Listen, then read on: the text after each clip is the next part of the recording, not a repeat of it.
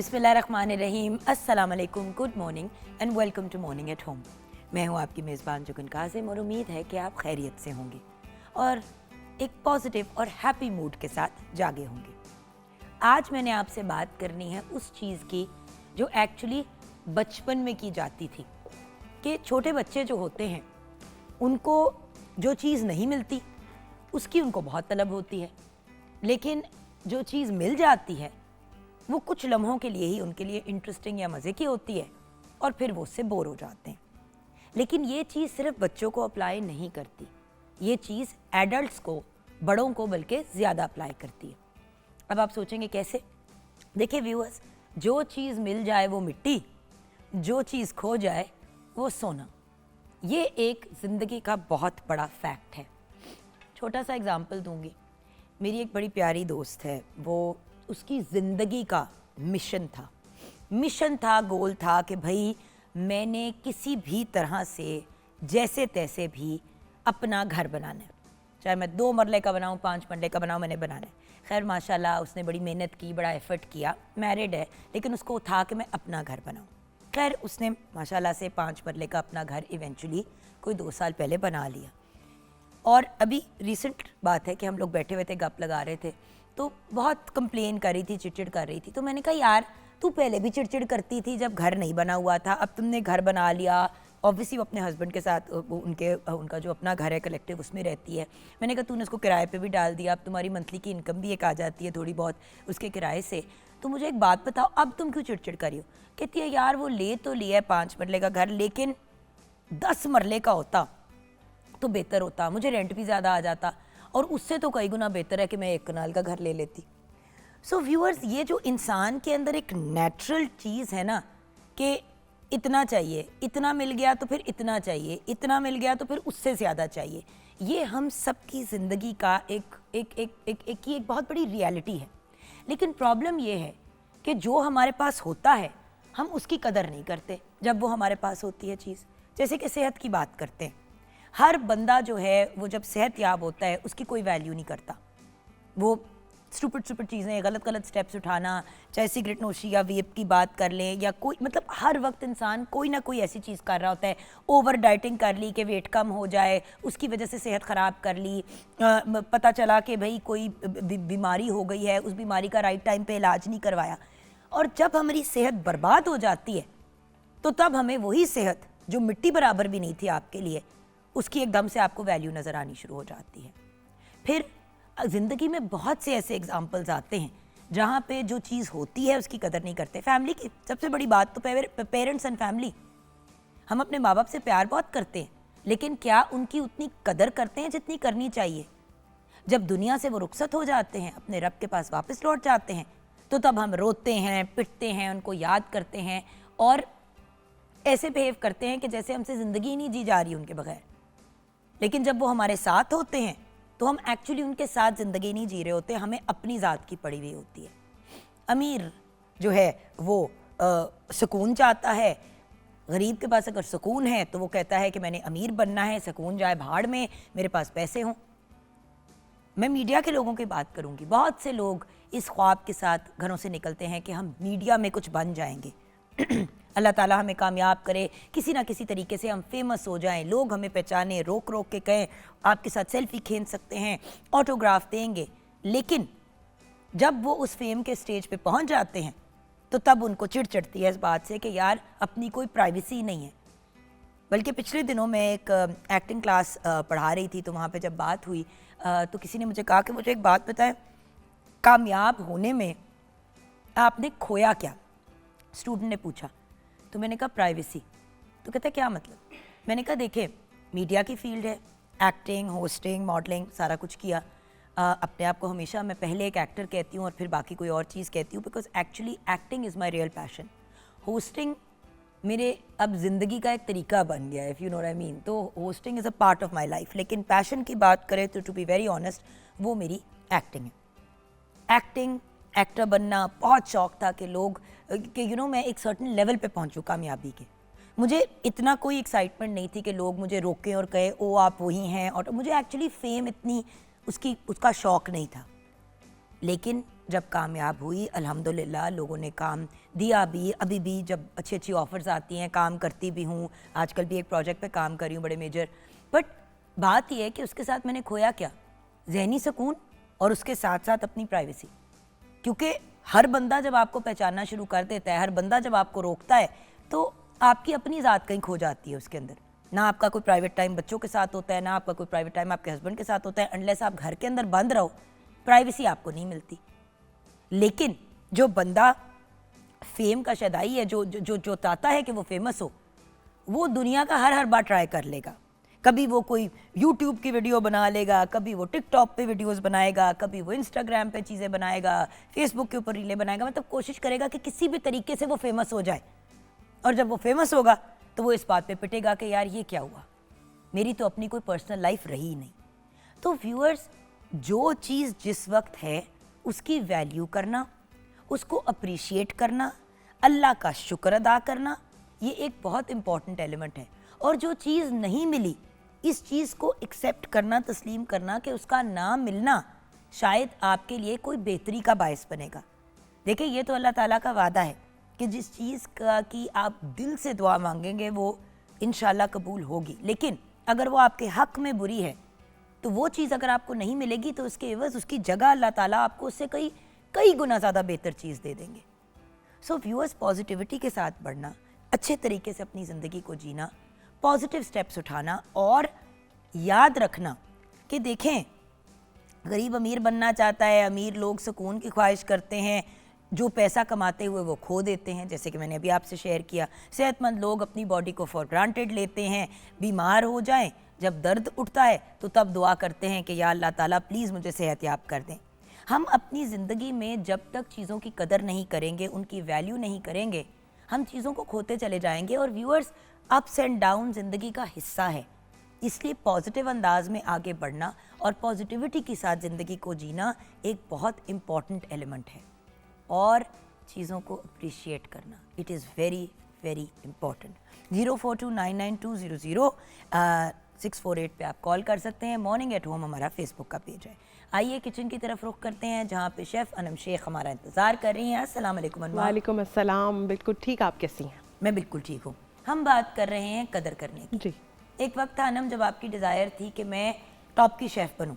मुझे वो बच्ची याद है जो प्रोग्राम पे आई थी पहली दफ़ा, डरी डरी, और आपने अपना पहला शो किया। जी। उस वक्त मॉर्निंग में जुगन होता था शो जी का नाम। जी जी बिल्कुल। और आपने बड़ी मेहनत की, ऐसा ही, बड़ी कोशिश की। अब आप एक टॉप शेफ़ हो पाकिस्तान की, अल्हम्दुलिल्लाह। इंटरनेशनली भी लोग आपको जानते हैं, आप ट्रैवल भी करती हो, सारा कुछ है। अब वो पहला वक्त याद आता होगा सुकून का? बिल्कुल, पहला वक्त याद भी आता है, और पहले वक्त में मैं हमेशा दो लोगों को ज़रूर क्रेडिट देती हूँ, और एक वो आप हैं जुगन आपी, और एक कैसे सर, जिन्होंने मुझे आज इस मुकाम पे पहुँचाया है कि शुक्र अल्लाह का कि काम है, इंटरनेशनली भी कर रहे हैं और नेशनली भी कर रहे हैं।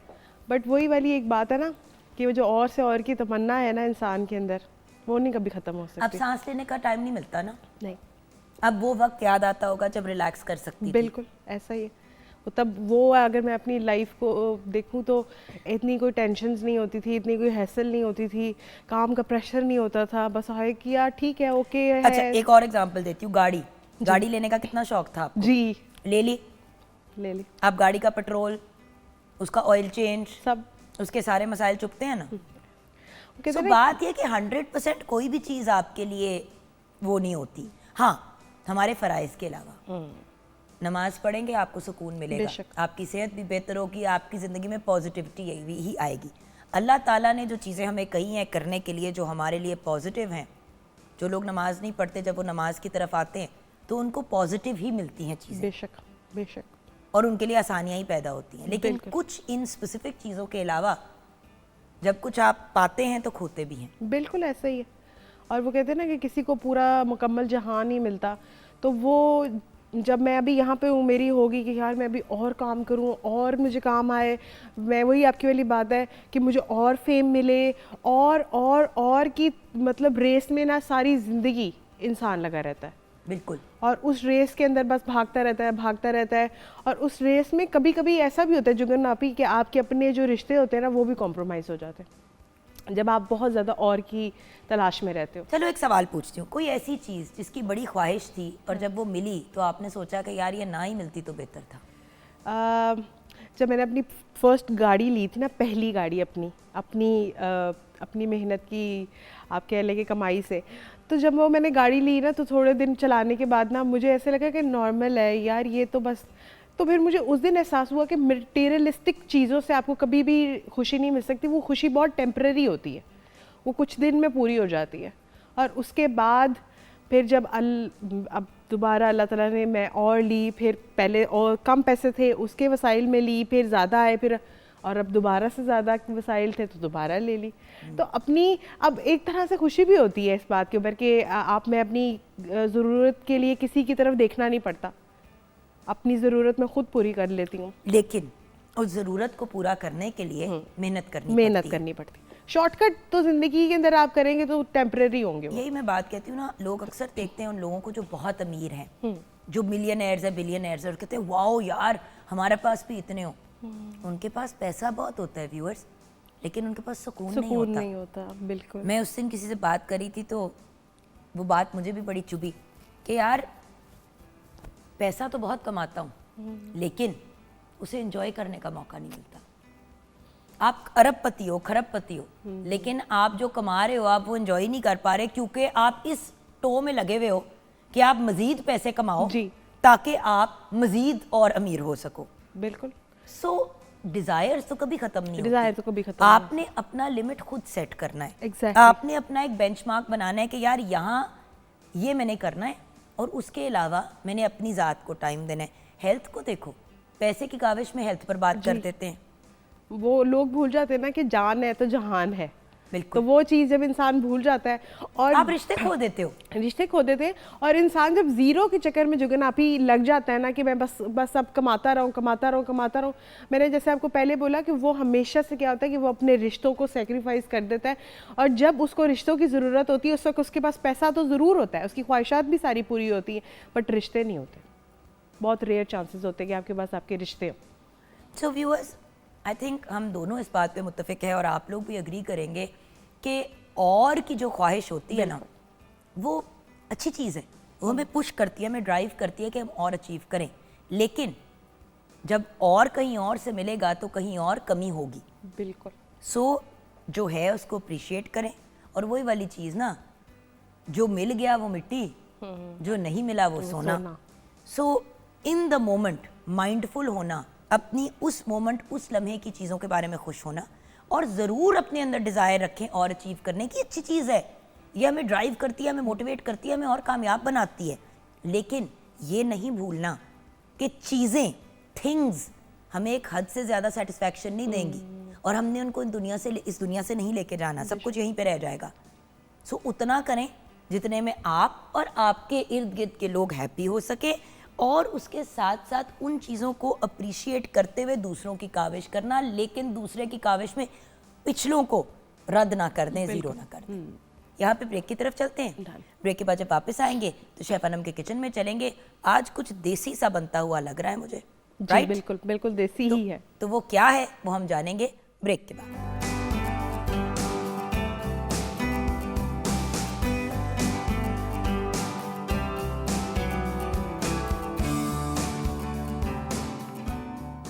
Welcome back from the break viewers. Anam, क्या बना रहे हैं आज हम किचन में? आज हम बनाने जा रहे हैं एक बहुत ही यूनिक किस्म की रेसिपी, स्मोक योगर्ट चिकन। अच्छा, ये योगर्ट चिकन, ये ऐसा नहीं होगा कि इसके अंदर योगर्ट जा रहा है।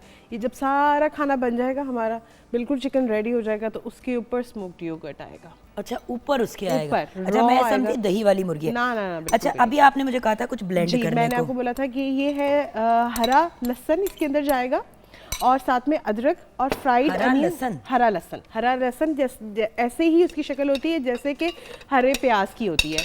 ठीक है। तो ये बिल्कुल आप डालेंगे तो इससे बहुत अच्छा फ्लेवर है। अच्छा, ये जो आप देख रही हैं तो इसके अंदर जो है सूखा धनिया है, लौंग है, छोटी इलायची है, दालचीनी है इसके अंदर, और इसके अंदर हमने डाला है जो साबुत गोल मिर्ची होती है वो डालकर सबसे पहले मैंने उसको फ्राई पैन में थोड़ा सा भून लिया, कड़कड़ा लिया उसको। जब वो अच्छी तरीके से हो गई उसके बाद हमने इसका मसाला बनाएंगे। मैं ब्लेंड करूं? जी, ब्लेंड कर लें। अच्छा जी, सबसे पहले मैं आपको इसकी रेसिपी दे देती हूँ। तो रेसिपी में इसमें जाएगा ज़ीरा 2 चाय के और चम्मच। ये हमारा मसाला भी मसाला हो रेडी गया है। और जितनी देर में आप जो है इस चिकन को फ्राई कर लें। ठीक है। अच्छा जी, अब मैं रेसिपी की तरफ आ जाती हूँ। तो इसमें जाएगा ज़ीरा 2 चाय के चम्मच, सूखा धनिया 1 खाने का चम्मच, काली मिर्चें 15 से 20 अदद जाएंगी, लौंग इसमें 4 से 5 अदद, दालचीनी 2 अदद, इलायची छोटी वाली इसमें जाएगी 2 से 3 अदद, सुर्ख मिर्च साबुत इसमें 5 से 6 अदद जाएगी, अदरक का 1 टुकड़ा जाएगा, लहसुन इसके अंदर 5 से 6 जव्वे के करीब जाएंगे, प्याज आधा कप जाएगा, पानी इसके अंदर 3 से 4 खाने के चम्मच ऐड करेंगे, टमाटर 2 अदद जाएंगे, दही 1 कप, नमक हस्ब जायका, हल्दी पाउडर आधा चाय का चम्मच, मुर्गी का गोश्त 1 किलो, तेल इसमें जाएगा 1/3 कप, पानी हस्ब ज़रूरत, दही 1 कप, नमक हस्ब जायका, हरा धनिया, हरी मिर्चें, पुदीना हस्ब ज़रूरत और कोयला हम इसको लगाएंगे स्मोक के लिए। तो अब सबसे पहले इस तरफ जो है अच्छी तरीके से जब चिकन हमारा फ्राई हो जाएगा तो दूसरी साइड पे हम ऐसे क्या करते हैं, जो कनापी मैं एक और पैन ले लेते हैं, उसके अंदर जो है ना हम अपना मसाला रेडी कर लेते हैं। चलिए ठीक। तो ये पैन ले लेते हैं और इसके अंदर हम अपना मसाला रेडी कर लेते हैं ताकि हमारा जो है वो टाइम सेफ हो जाएगा और इतनी देर में, जितनी देर में वो होगा इतनी देर में ही हमारा मसाला भी रेडी हो जाएगा। चिकन को आपने अच्छे तरीके से फ्राई करना है। लाइक आपने तकरीबन उसको 70% के करीब आपने इसको पका लेना है। इसमें नमक कुछ नहीं डलेगा? आप नमक डाल लें बेशक थोड़ा सा, ताकि चिकन के अंदर एक अच्छा सा फ्लेवर आ जाए। हाँ जी। और इस तरफ जो है मैं बिल्कुल थोड़ा सा लाइक 1/3 कप के करीब जो है हम इसके अंदर कुछ तो नमक का फ्लेवर आ जाए ना अंदर। आप चाहें तो और भी मसाले इसके अंदर ऐड कर सकती हैं, जैसे कि सूखा धनिया हो गया, ये फ्रेश रेड चिली, हाँ ये ऐड कर ले, उससे बड़ा अच्छा आपके चिकन के अंदर भी जो है एक फ्लेवर आ जाता है। 1 चम्मच वो डाल हाँ, दिया। 1 चम्मच वो डाल दे, बाकी फिर स्पाइसेस इसमें ऐड कर लेंगे। ठीक है, डन हो गया जी। अब मीनवाइल जो है यहाँ पे मैं ऐड कर देती हूँ थोड़ा सा ऑयल, बिल्कुल 1/3 कप की करीब। और ये जो ऑयल है, ये ऑयल हम इसके अंदर रहने देंगे, राइट? जी, ये ऑयल के अंदर कुक करेंगे। हाँ, क्योंकि वैसे तो हम, क्योंकि मैं चाह रही थी कि हम ऑन एयर ही बनाना सिखा दें। अगर आपके पास घर में टाइम है तो आप आराम से पहले इसमें चिकन फ्राई करें और उसी के बाद इसी ऑयल के अंदर ही मसाला बना लें। ऑसम। हाँ। तो अभी टाइम को बचाने के लिए जो है, अच्छा 1/3 कप से भी कम मैंने इसके अंदर डाला है, 1/4 कप के करीब इसके अंदर ऑयल जाएगा। और ऑयल जाने के बाद ये जैसे ही थोड़ा सा गर्म होगा तो हम इसके अंदर ये मसाला ऐड कर देंगे। मसाला ऐड करके आपने इसको थोड़ी देर कुक करना है। अब जो साबुत गरम मसाले थे उसको हमने अच्छी तरीके से रोस्ट कर लिया। रोस्ट करने के बाद हमने उसके अंदर फ्राइड प्याज डाला है, जो 2 अदद नॉर्मल 1 कप के करीब प्याज जाएगा इसके अंदर। वो मसाला जाएगा जो हमने उसको भून के रखा और उसको हमने अच्छी तरीके से जो है वो चॉप कर लिया था, मतलब कि क्रश कर लिया उसको।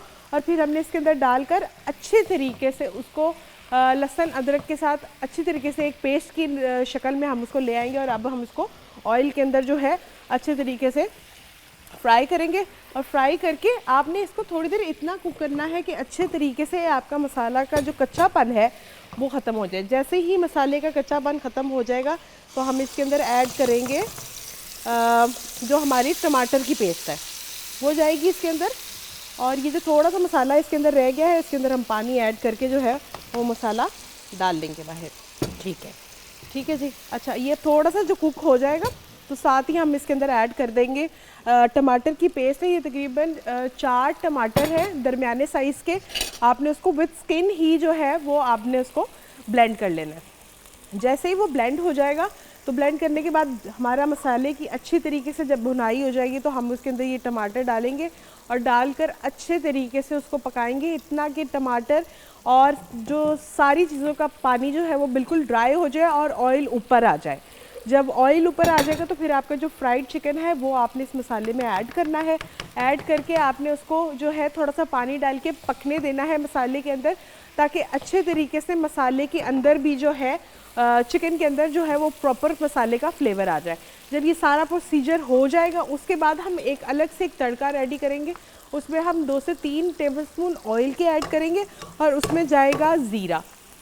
और ज़ीरे को कोशिश की है कि सारा जो मसाला है ना हम इसमें से निकाल लें, क्योंकि होता ही है कि जो हम मसाले जब भूनते हैं ना इसमें बेशक आप टमाटर को डाल के ना इसको इसके अंदर पोर कर दीजिएगा। अच्छा तो मज़ीद आपका वो जो है वो एग्जैक्टली वो जो थोड़ा बहुत जो मसाला है वो भी मिक्स हो जाएगा।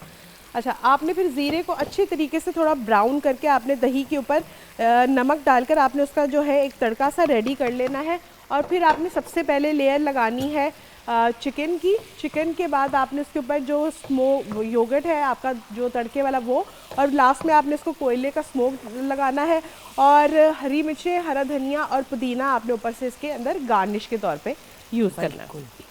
अच्छा, चिकन भी हमारा काफ़ी हद तक हाफ डन हो चुका है। जी बिल्कुल। अब मैं इसके अंदर ऐड कर देती हूँ मसाले।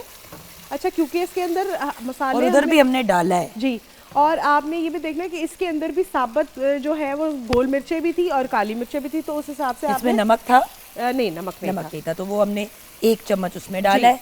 इसमें मजीद तब डालेंगे जब हमें महसूस हो। बिल्कुल।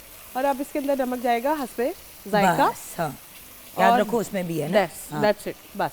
और अब ये मसाला देखें अच्छे से भुन गया है, बस और 1 आध मिनट, ताकि जो मसाले भी हमने ऐड किए उसका कच्चापन जो है ख़त्म हो जाए। साथ ही अब मैं इसके अंदर ये ऐड कर दूंगी टमाटो प्यूरी। अच्छा, ये ना एक बड़ी डिफरेंट रेसिपी है आपकी। जी, ये जुगनापी बहुत ही आप कह लें कि एक तो इनोवेटिव तो है ही है, लेकिन टेस्ट में बहुत अच्छी है। आप इसके साथ जो है खमीरी रोटी को एंजॉय करें, वो उसका बहुत अच्छा कॉम्प्लीमेंट है। अब ये यहाँ पे अच्छी तरीके से कुक हो जाएगी। जब ये मसाला जो है हमारा बिल्कुल ड्राई हो जाएगा, ऑयल ऊपर आ जाएगा, तो हम इसके अंदर जो है वो चिकन वो इसके अंदर ऐड कर देंगे और इसको पकने के लिए छोड़ देंगे पानी डाल के थोड़ा सा। बिल्कुल। तो ये जो है हमारा चिकन की ग्रेवी रेडी हो जाएगी। वहाँ पे मैंने एक और रखा हुआ है पैन, उसके अंदर थोड़ा सा ऑयल डालेंगे, उसमें योगर्ट को तड़का लगाएंगे और चिकन को स्मोक लगाएंगे कोयले का, और आपका जो है स्मोकी योगर्ट चिकन जो है वो रेडी हो जाएगा। अनियन रिंग्स इसके अंदर जाएंगे। अनियन ये रिंग्स लिटरली आधे घंटे में तैयार होने, आधे घंटे से भी कम में तैयार होने वाली रेसिपी है। और वो भी अगर आप पैन के अंदर इनको अलग-अलग बना रहे हैं तो वो तो 10-15 मिनट की बात है। 10-15 मिनट, क्योंकि देखें अभी ऑलमोस्ट ये रेडी है, ऑलमोस्ट बस चिकन फ्राई हो जाएगा, वो इसमें आ जाएगा। और पानी डाल के हार्डली 10 मिनट का आप उससे कहें कि चिकन के अंदर हम चाहते हैं कि मसाले का ज़रा फ्लेवर आ जाए, वो हो जाएगा। तो आपका जो है ये रेडी हो जाएगा। उधर तड़का रेडी होगा, एक तरफ कोयला रखेंगे, स्मोक लगाएंगे। वही आपकी वाली बात है कि हार्डली 20 to 25 मिनट्स के अंदर आपका जो है ये स्मोकी योगर्ट चिकन जो है वो ज़बरदस्त सा रेडी हो जाएगा। See, the thing is, these recipes are very very easy and quick to make. लोग कहते हैं कि जी आप वो लंबी लंबी कॉम्प्लिकेटेड आप मंदी बनाना सिखा देंगे, हम वो भी बनाना सिखा चुके हैं, लेकिन क्योंकि चीज़ों की प्रेपिंग होती है। अब ये वो वाली चीज़ है कि जो आप ऑन द स्पॉट, हमने आपके सामने कच्ची मुर्गी डाली है, ये नहीं है कि हम आधी फ्राई करके लेके आए हुए हैं कि देखिए हाफ फ्राइड चिकन है हम करें, नन ऑफ दैट स्टफ। बिल्कुल। और सब कुछ यहाँ पे रॉ ही था। इनफैक्ट जब आप अपना मोनोलॉग कर रही थी उसी टाइम में मैंने प्याज भी फ्राई कर लिया। अभी हम इसमें डाल दें? जी, ये आप जो है इसमें डाल दें। इसमें डाल देंगे, उसमें भी वो कुक होता रहेगा जब तक मैं डाल देती हूँ। No, I am good. ये देखिए जी, आपका ये चिकन भी जो है वो चिकन का मसाला आ गया। अब उसके अंदर हमने इसके बाद अब इसकी थोड़ी देर भुनाई करेंगे। भुनाई करके अब हम इसके अंदर ऐड कर देंगे पानी, और पानी डालकर, ताकि हमारा चिकन जो है वो भी अभी तो काफ़ी लिक्विड ही है। हाँ। तो ये जो ऑलमोस्ट जो है आपका चिकन जो है वो फुल तरीके से जो है वो रेडी हो जाएगा।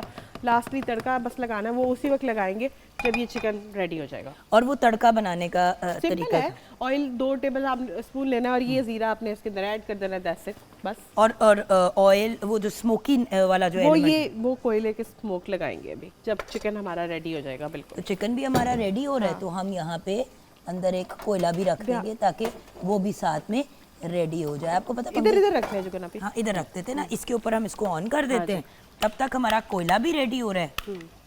जब तक हमारा कोयला रेडी होगा तब तक हम अपनी ये लीजिए जी, वहाँ कोयला बर्न हो रहा है। So the point is views, दिखाने का पॉइंट ये है कि साइमल्टेनियसली ये सारी चीजें हो सकती हैं। बिल्कुल हो सकती हैं। थोड़ा सा आपने इसको कवर कर दिया, कवर कर दे आप, बेशक सारा कवर कर दे। मैं जा रही थोड़ा सा पानी भी ड्राई हो जाए ना, क्योंकि it's got a lot of water in it. तो हमने इस तरह से कर दिया ताकि आप पे छींटे भी ना आए और साथ साथ उसका धुआं भी निकल जाए। ये क्या? ये मैं थोड़ी सी योगर्ट इसलिए निकाल रही हूँ कि हमें इतनी ज़्यादा योगर्ट नहीं ऊपर डालनी, रायते के लिए हमें योगर्ट जो है वो थोड़ी सी इसके ऊपर जो है हम स्मोक लगा देंगे। अच्छा, क्योंकि अब देखें आपने बैलेंस रखना है, क्योंकि आपने सालन के अंदर भी नमक है, तो योगर्ट को भी थोड़ा सा फ्लेवर देने के लिए हमें उसके अंदर थोड़ा सा जो है वो नमक ऐड करेंगे हम इसके अंदर। बिल्कुल सही है। और नमक ऐड करेंगे और उसके बाद जब जीरा अच्छी अच्छी तरीके से इसके अंदर थोड़ा डार्क ब्राउन करके डालेंगे तो वो बहुत अच्छा सा आपका जो है योगर्ट रेडी हो जाएगा, चिकन रेडी होगा। उसके बाद योगर्ट डालेंगे, उसके ऊपर ये अनियन रिंग्स रखेंगे और साथ में जो है कोयले का स्मोक लगा देंगे और आपकी स्मोकी योगर्ट चिकन जो है वो बिल्कुल रेडी हो जाएगा। आप इसको एंजॉय कर सकते हैं घर की रोटी के साथ भी और खमीरी रोटी के साथ, तो सबसे ज़्यादा ये कॉम्प्लीमेंट करता है। बिल्कुल। और ये देखें ना, आप साथ साथ अपने उसको वो मसाला भी कुक हो रहा है जी। इसको आप कितनी देर है? इसको भी है अभी ये मसाला भुनने के बाद इसमें हम थोड़ा पानी डालेंगे ताकि अच्छी तरीके से जो है, हमें बेसिकली चिकन अपना बहुत टेंडर चाहिए इसके अंदर, ठीक है, ताकि जो है जब आप उसको एंजॉय करें तो आपको बहुत मज़ा आए। हाँ। अब आप इसके अंदर बेशक ज़ीरा डाल लें, ठीक है, और इसको थोड़ी देर कुक कर लें। अच्छा, ज़ीरा हमें इसके अंदर चाहिए थोड़ा सा, आप समझिए कि थोड़ा ब्राउन फॉर्म में, ठीक है। तो जरा ब्राउन होगा तो उससे जरा वो थोड़ा बर्न्ट ज़ीरे का जो एक फ्लेवर आता और है ना, इसमें अगर आप कड़ी पत्ता भी डाल सकते हैं। हाँ, वो भी मेरे डाल ख्याल सकते से हैं हो गया optional। ये हाँ जी, हो गया, निकाल लें हो बेशक। गया। और हाँ इसको जी। उसके ऊपर डाल हाँ दूं? जी, डाल दें और डाल के अच्छी तरीके से आपने इसको मिक्स कर लेना। That's it. ये आपका जो है योगर्ट रेडी हो गया है। ये भी अब आपके ऊपर डालने के लिए तैयार ऊपर है। उसके ऊपर डलेगा और ऊपर से अनियन रिंग्स आएंगे उसके ऊपर। थोड़ा सा हम मिंट और कोरिएंडर वगैरह चिकन के अंदर ऐड करेंगे, बाकी थोड़ा सा ऊपर से पोर कर देंगे। और वो आपका कोयला भी तैयार है। व्यूअर्स, हर चीज़ तरतीब से ऑर्गेनाइज्ड अंदाज में तैयार हो सकती है। बिल्कुल। लोग कहते हैं ना कि आए हाय आखिरी मिनट पे मियाँ के फ्रेंड्स आ जाते हैं या आए हाय फ्रेंड्स आ गए, कैसे पकेगा? अभी आपके सामने है, ये आपके सामने है। We are preparing everything in front of you, सामने। उसी के साथ साथ नीचे कोयला रख दिया करने के लिए। होता पता है क्या है, सारा कुछ कर लिया, अब कोयले के पकने का वेट हो रहा है जी। सो ऐसा कोई इशू नहीं है। With in now 5 to 10 minutes में हमारा बाकी काम जब खत्म हो जाएगा, बिल्कुल, तो हम इसको सर्व कर देंगे। Exactly. तो हम ब्रेक की तरफ चलें। हम ब्रेक की तरफ चलते हैं। आप देख रहे हैं मॉर्निंग एट होम।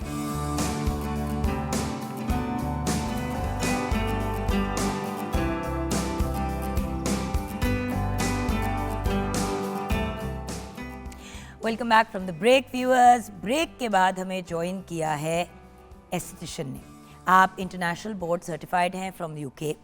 हम आज इस पर्सनालिटी से बात करेंगे about male skin care routine और क्या क्या चीज़ें करनी चाहिए मर्दों को अपनी स्किन को खूबसूरत बनाने के लिए और उसकी नेचुरल लुक को मेंटेन करने के लिए।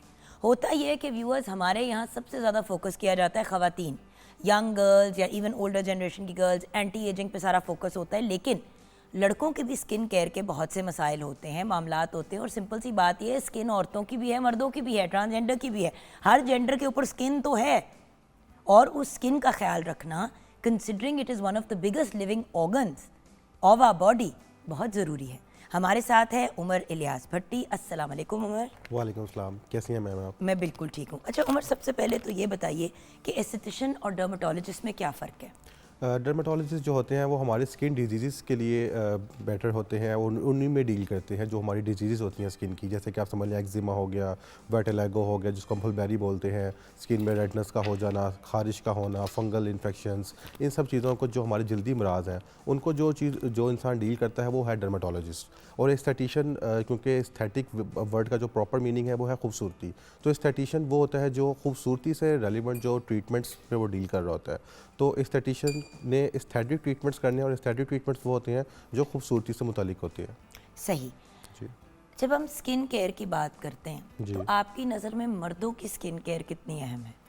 मेरा क्योंकि बात ही नहीं करता कोई। ऐसा ही है कि मेल नेगलेक्ट कर रहे हैं, ख़ुद भी वो बात करते हैं, क्योंकि उन पर रिस्पॉन्सिबिलिटीज़ कुछ ऐसी हैं कि वो अपने रिस्पॉन्सिबिलिटीज़ को पूरा करने में अपनी स्किन को और अपनी जो है एस्थेटिक कंसर्न्स को वो नेगलेक्ट कर रहे हैं। और उमर, एक और बात भी तो है ना, हमारे यहाँ अगर आप कहें कि जी, औरत कहती है कि जी मैं मैनिक्योर पेडिक्योर के लिए जा रही हूँ, और अगर यूनिसेक्स सैलून हो जहाँ पे मर्द औरत दोनों जा सकते हैं, अगर वो अपने मियाँ को कहते भी हैं तो मियाँ कहता है कि आप पागलों वाली बात करी हो, ये कोई मर्दों वाले काम है? ऐसे ही है। सो देखें, मर्दों और औरतों की अगर हम बात करें तो हाथ पाँव की अगर बात ले लें तो हाथ पैर औरत के भी हैं, मर्द के भी हैं। औरत मैनिक्योर पेडिक्योर नेल पॉलिश लगाने के लिए नहीं करवाती, वो अपने नेल्स को साफ कराना, डेड स्किन को उतारना, आपको भी पता है सर। बिल्कुल। अब बात यह है कि अगर एक औरत अपनी हाथ पाँव का ख्याल रखती है तो मर्द को भी रखना चाहिए। बिल्कुल। अक्सर आप देखते हैं मर्दों के पाँव के नीचे कैलिसेस हैं, पाँव क्रैक हुए हुए हैं, हाथों के नेल्स के साथ क्यूटिकल्स जो होते हैं वो उखड़े हुए हैं, जख्म बने हुए हैं हाथों पे।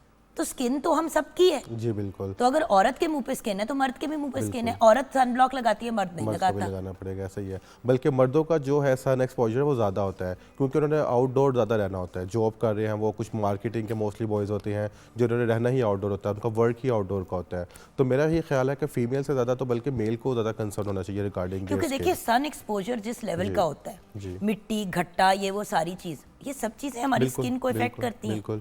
मेरा ये ख्याल है कि जैसे कि हम गर्ल्स जैसे यूज़ करती हैं स्किन के रूटीन में एक अच्छा फेस वॉश या क्लेंजर, तो सेम लाइक मेल को भी अपनी रूटीन में एक। अच्छा, आप मुझे पूरी रूटीन बताएं, आपको जी। पूरी रूटीन बताएं एक मर्द को, बट चीजें उतनी बताएं जितना मेल कर सकता ज़्यादा है। नहीं, just आप three। 0 से 100 पे लेके जी, जाएंगे ऐसा तो ही कोई है। भी नहीं बहुत फॉलो मुश्किल करेगा। होगा, ऐसा ही है। तो मर्दों को स्किन का ख्याल रखते हुए कौन सी इंपॉर्टेंट क्रिटिकल चीजें हैं जो करनी चाहिए, मेरे ख्याल से जिन पे 3 compromise हाँ नहीं जी, 3 प्रोडक्ट्स या 3 स्किन के रूटीन्स जो हैं वो बेसिक हैं और ज़रूरी हैं। इससे ज़्यादा ना मैं कहूँगा ना इससे कम कहूँगा।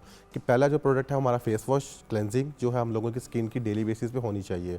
मेरा ये ख्याल है जब स्किन की डेली बेसिस पे क्लेंजिंग होती रहती है, स्पेसिफिकली मेल की, तो वो जो भी डर्ट वगैरह उनके स्किन पर स्टक हो चुका हुआ है ड्यूरिंग आउटडोर वर्क, वो साथ साथ क्लेंज जब होता रहेगा तो उनके बहुत से स्किन कंसर्न्स ठीक रहेंगे। ना उनके कॉमेडोन्स बनेंगे, ना उनको एक्ने की तरफ स्किन जाएगी, और ना ही उनकी जल्दी एजिंग की तरफ स्किन जाएगी, क्योंकि डर्ट का सेकंड कंसर्न एजिंग भी है। तो फर्स्ट ऑफ ऑल हमारा फेस वॉश आ गया स्किन के रूटीन में। सेकंड पे जो मोस्ट इंपॉर्टेंट है वो है सन ब्लॉक, क्योंकि सन एक्सपोजर रेट मेल के लिए ज़्यादा है रेदर देन फीमेल, क्योंकि उसने आउटडोर ज़्यादा रहना है।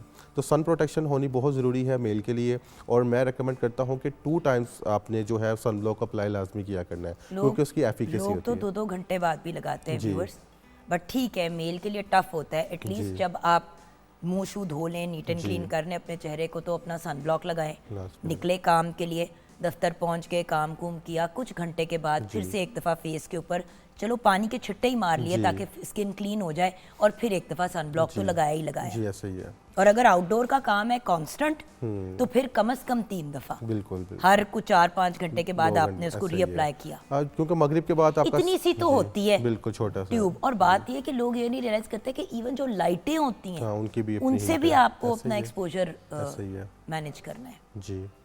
और थर्ड नंबर पे जो हमारी मेन है एक प्रोडक्ट स्किन के रूटीन में, मॉइस्चराइज़र आ जाता है, क्योंकि स्किन में हम लोगों को पता है कि 80% है ही वाटर, तो हम लोगों को उसको हाइड्रेट करना या मॉइस्चर देना वो बहुत ज़रूरी होता है। सर देखिए, एक और भी तो बात है ना कि जब आप स्किन की बात करते हैं, जी। सन ब्लॉक या जो सन स्क्रीन होती स्क्रीन है है। वो भी तो मॉइस्चराइजर की तरह ही होती है। कुछ होते हैं, कुछ ऐसे प्रोडक्ट्स हैं मार्केट में कि जो 2 in 1 है, लाइक उसमें moisturising plus sun protection effects होते हैं, लेकिन मेरे ख्याल से 80% प्रोडक्ट्स सिर्फ सन प्रोटेक्शन होती हैं। तो यानी कि आपने दिन में सन प्रोटेक्शन लगा ली और रात को मुंह धोने के बाद मॉइस्चराइज कर लिया। जी, बल्कि मैं तो कहूँगा कि क्योंकि मेल की स्किन मोस्टली डार्क और ऑयली होती है, तो सन प्रोटेक्शन वो जो यूज़ करेंगे वो होंगे वाटर बेस्ड, तो उसका मॉइस्चर लेवल ही नहीं होगा। तो मेरा ये ख्याल है कि मॉर्निंग में सन ब्लॉक लगाने के बाद भी अप्लाई करें मॉइस्चराइज़र।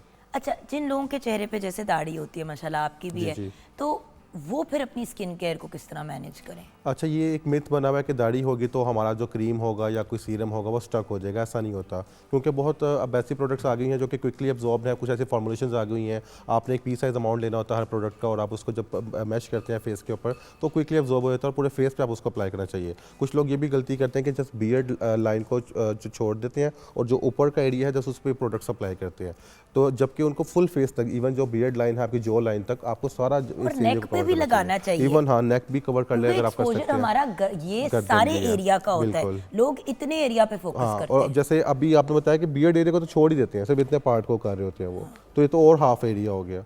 तो बल्कि और कोशिश फिर करनी जब यहाँ चाहिए। माथों पे छाइयाँ पड़ती हैं जी। तो फिर लोग कहते हैं कि ये क्या हुआ, ये क्या हो गया, सही है। गर्दन पे छाइयाँ पड़ जाती हैं। ऐसे ये डार्क नेक का इशू बहुत रहता है भाई मेरे आपका जहाँ जहाँ एक्सपोजर है व्यूअर्स, हाथ पाँव भी, आपको अपने एक्सपोजर को बॉडी के सन ब्लॉक सेपरेट आते हैं, वो आप सेपरेट यूज़ करें। अब आपके हैंड्स हैं एक्सपोज हो रहे हैं, आपके फीट एक्सपोज हो रहे हैं, बैक ऑफ नेक आपकी एक्सपोज हो रही है, इनके लिए बॉडी सन ब्लॉक्स यूज़ करें आप, वो सेपरेट होती है, उनकी सन प्रोटेक्शन फैक्टर लेवल भी अलग होती है, ठीक है। तो वो अलग आप यूज़ करें बॉडी सन ब्लॉक्स, और फेस के सन ब्लॉक आप जो सेपरेट आते हैं उनको सेपरेट यूज़ करें नेक और फेस के लिए। अच्छा, एक्नी और डार्क स्पॉट्स की मर्द हजरात में बेस्ट ट्रीटमेंट क्या है? अगर देखा जाएगा फिर जब वो आ जाती है बात कि एक्नी जो है एक स्किन डिजीज़ है, जो कि प्रॉपर डर्माटोलॉजिस्ट का ही कंसर्न होता है। लेकिन हम लोग ये कहेंगे कि अगर आपके स्किन के रूटीन पे अभी हमने बात की कि हमारी अगर डेली बेसिस पे क्लेंजिंग हो रही है या अगर हम लोग स्क्रबिंग भी साथ साथ कर रहे हैं, तो हमारे जो डेड सेल्स हैं साथ साथ जब रिमूव हो रहे होते हैं ना, तो पोर्स में कोई इम्प्योरिटी रहती ही नहीं है, ना इम्प्योरिटी होगी ना डेड सेल होगा, तो एक्नी बनेगा ही नहीं। तो अगर स्किन की रूटीन अच्छी चल रही है तो एक्नी एक तो बनेगी नहीं, लेकिन अगर एक्नी बन गई है और पहले स्किन की रूटीन को फॉलो नहीं किया हुआ, तो फिर मैं ये कहूँगा कि एक्नी के ट्रीटमेंट्स जो अलग होते हैं, जैसे बेंजाइल पेरोक्साइड्स वगैरह, सैलिसिलिक एसिड्स के ऑइंटमेंट्स आते हैं, वो आप उन स्पॉट्स पे लगाते हैं एक्नी के, जिससे वो एक्नी डील हो जाती है आपकी। अच्छा, अब मुझे ये बताइए कि एंटी एजिंग की हमने औरतों के पॉइंट ऑफ व्यू से बड़ी दफ़ा प्रोग्राम पे बात जी। की है, मर्दों की एंटी एजिंग ट्रीटमेंट्स कब शुरू होनी चाहिए या एंटी एजिंग की रूटीन कब शुरू होनी चाहिए? मेरा ये ख्याल है क्योंकि सन एक्सपोजर रेट ना एजिंग प्रोसेस को फास्टर कर देते हैं, तो मर्द में आजकल 28 प्लस या 27 प्लस में एजिंग कंसर्न स्टार्ट हो जाते हैं, स्पेसिफिकली फाइन लाइंस जो कि उनके फोरहेड पे और अराउंड आइज, जो हमारे क्रॉस फीट्स जिनको हम लोग बोलते हैं, वहाँ पे सबसे पहले आना शुरू हो जाती हैं। तो मेरा ख्याल है 27 28 प्लस पे उनको अपने एजिंग कंसर्न्स को डील कर लेना चाहिए साथ साथ। उसके लिए वो डिफरेंट स्किन के रूटीन्स को फॉलो कर सकते हैं, लाइक रेटिनॉल सीरम्स को वो टॉपिकली अप्लाई कर सकते हैं, या अगर वो ट्रीटमेंट लेना चाहें तो PRPs, माइक्रोनीडल्स या फिलर्स या बोटॉक्स की तरफ तो जा सकते हैं। आज आप हमें बताएंगे इनके बारे में, लेकिन उसकी तरफ हम थोड़ी देर बाद जाएंगे। मैं जो जानना चाह रही हूँ, अब डार्क सर्कल्स, जी। मर्दों के हल्के बहुत डार्क होते हैं और कभी कभी इतने डार्क हो जाते हैं कि जैसे कि आपकी फेस स्किन है तो आंख के नीचे लिटरली ब्लैक कलर के लगता है जैसे धब्बे पड़े हुए हैं, ऊपर भी और नीचे भी। जी ऐसा ही है। इसमें मेन रीजन तो बहुत ज़्यादा होते हैं, स्पेसिफिकली मेल में, क्योंकि रिस्पॉन्सिबल पर्सन होता है, एक रोज़गार कमा रहा होता है घर के लिए, तो एक स्ट्रेस लेवल उसका एक नॉर्मल पर्सन से या फीमेल से बहुत ज़्यादा होता है, और stress is the main cause of dark circle. तो एक तो ये हमारा हो गया। सेकंड, हमारी पुअर डाइट, क्योंकि वो अपने जॉब के मामला में, अपनी रिस्पॉन्सिबिलिटीज़ के मामला में इतना उलझा होता है कि वो अपनी डाइट को जो है वो नेगलेक्ट कर रहा होता है। तो लैक डाइट भी एक मेन रीज़न है डार्क सर्कल्स का, तो ये भी एक रीज़न है। और डिहाइड्रेशन, पानी का कम पीते हैं हम लोग, तो तब भी ये जो है कंसर्न हम लोगों को फेस करना पड़ जाता है डार्क सर्कल्स का।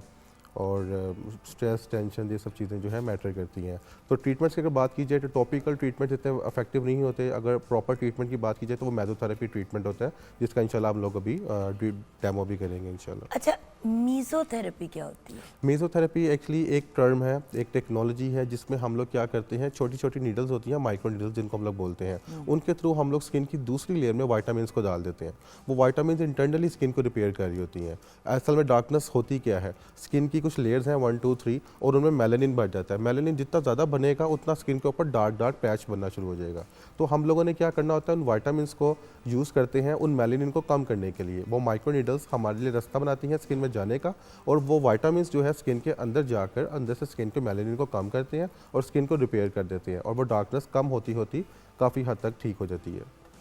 अच्छा, ये बताइए कि अगर हम मीज़ोथेरेपी की बात करते हैं तो जी। इसके कोई साइड इफ़ेक्ट्स हैं?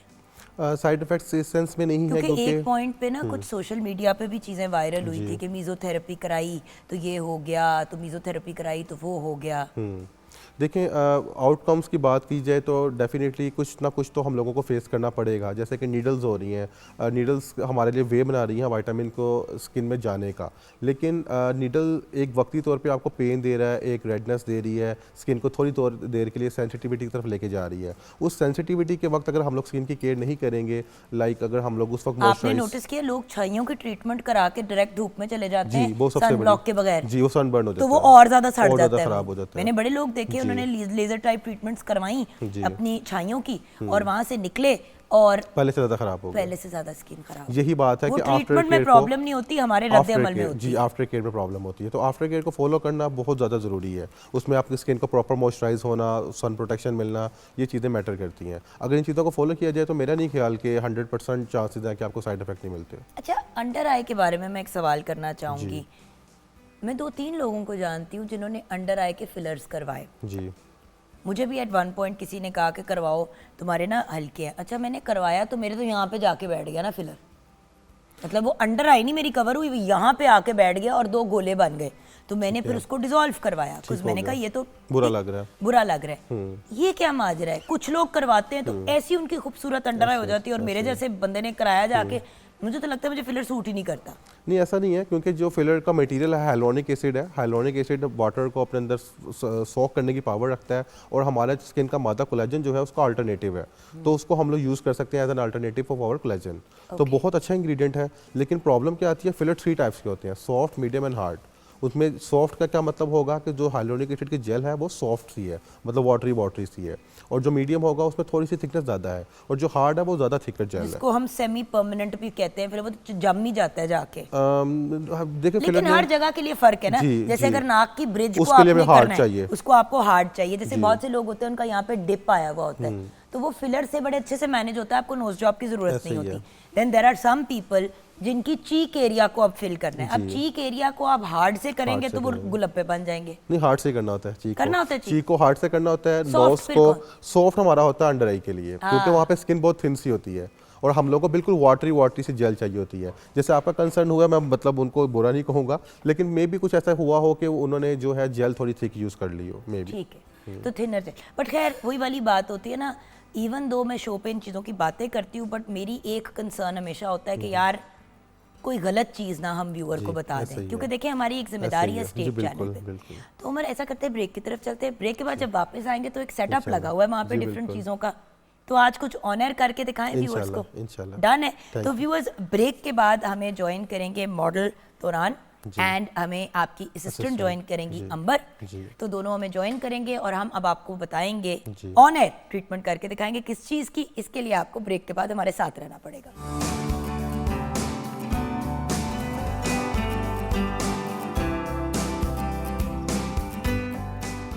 Welcome back from the break viewers. हमारे साथ हैं उमर इलियास भट्टी जो एस्थेटिशियन हैं। He is international board certified from UK.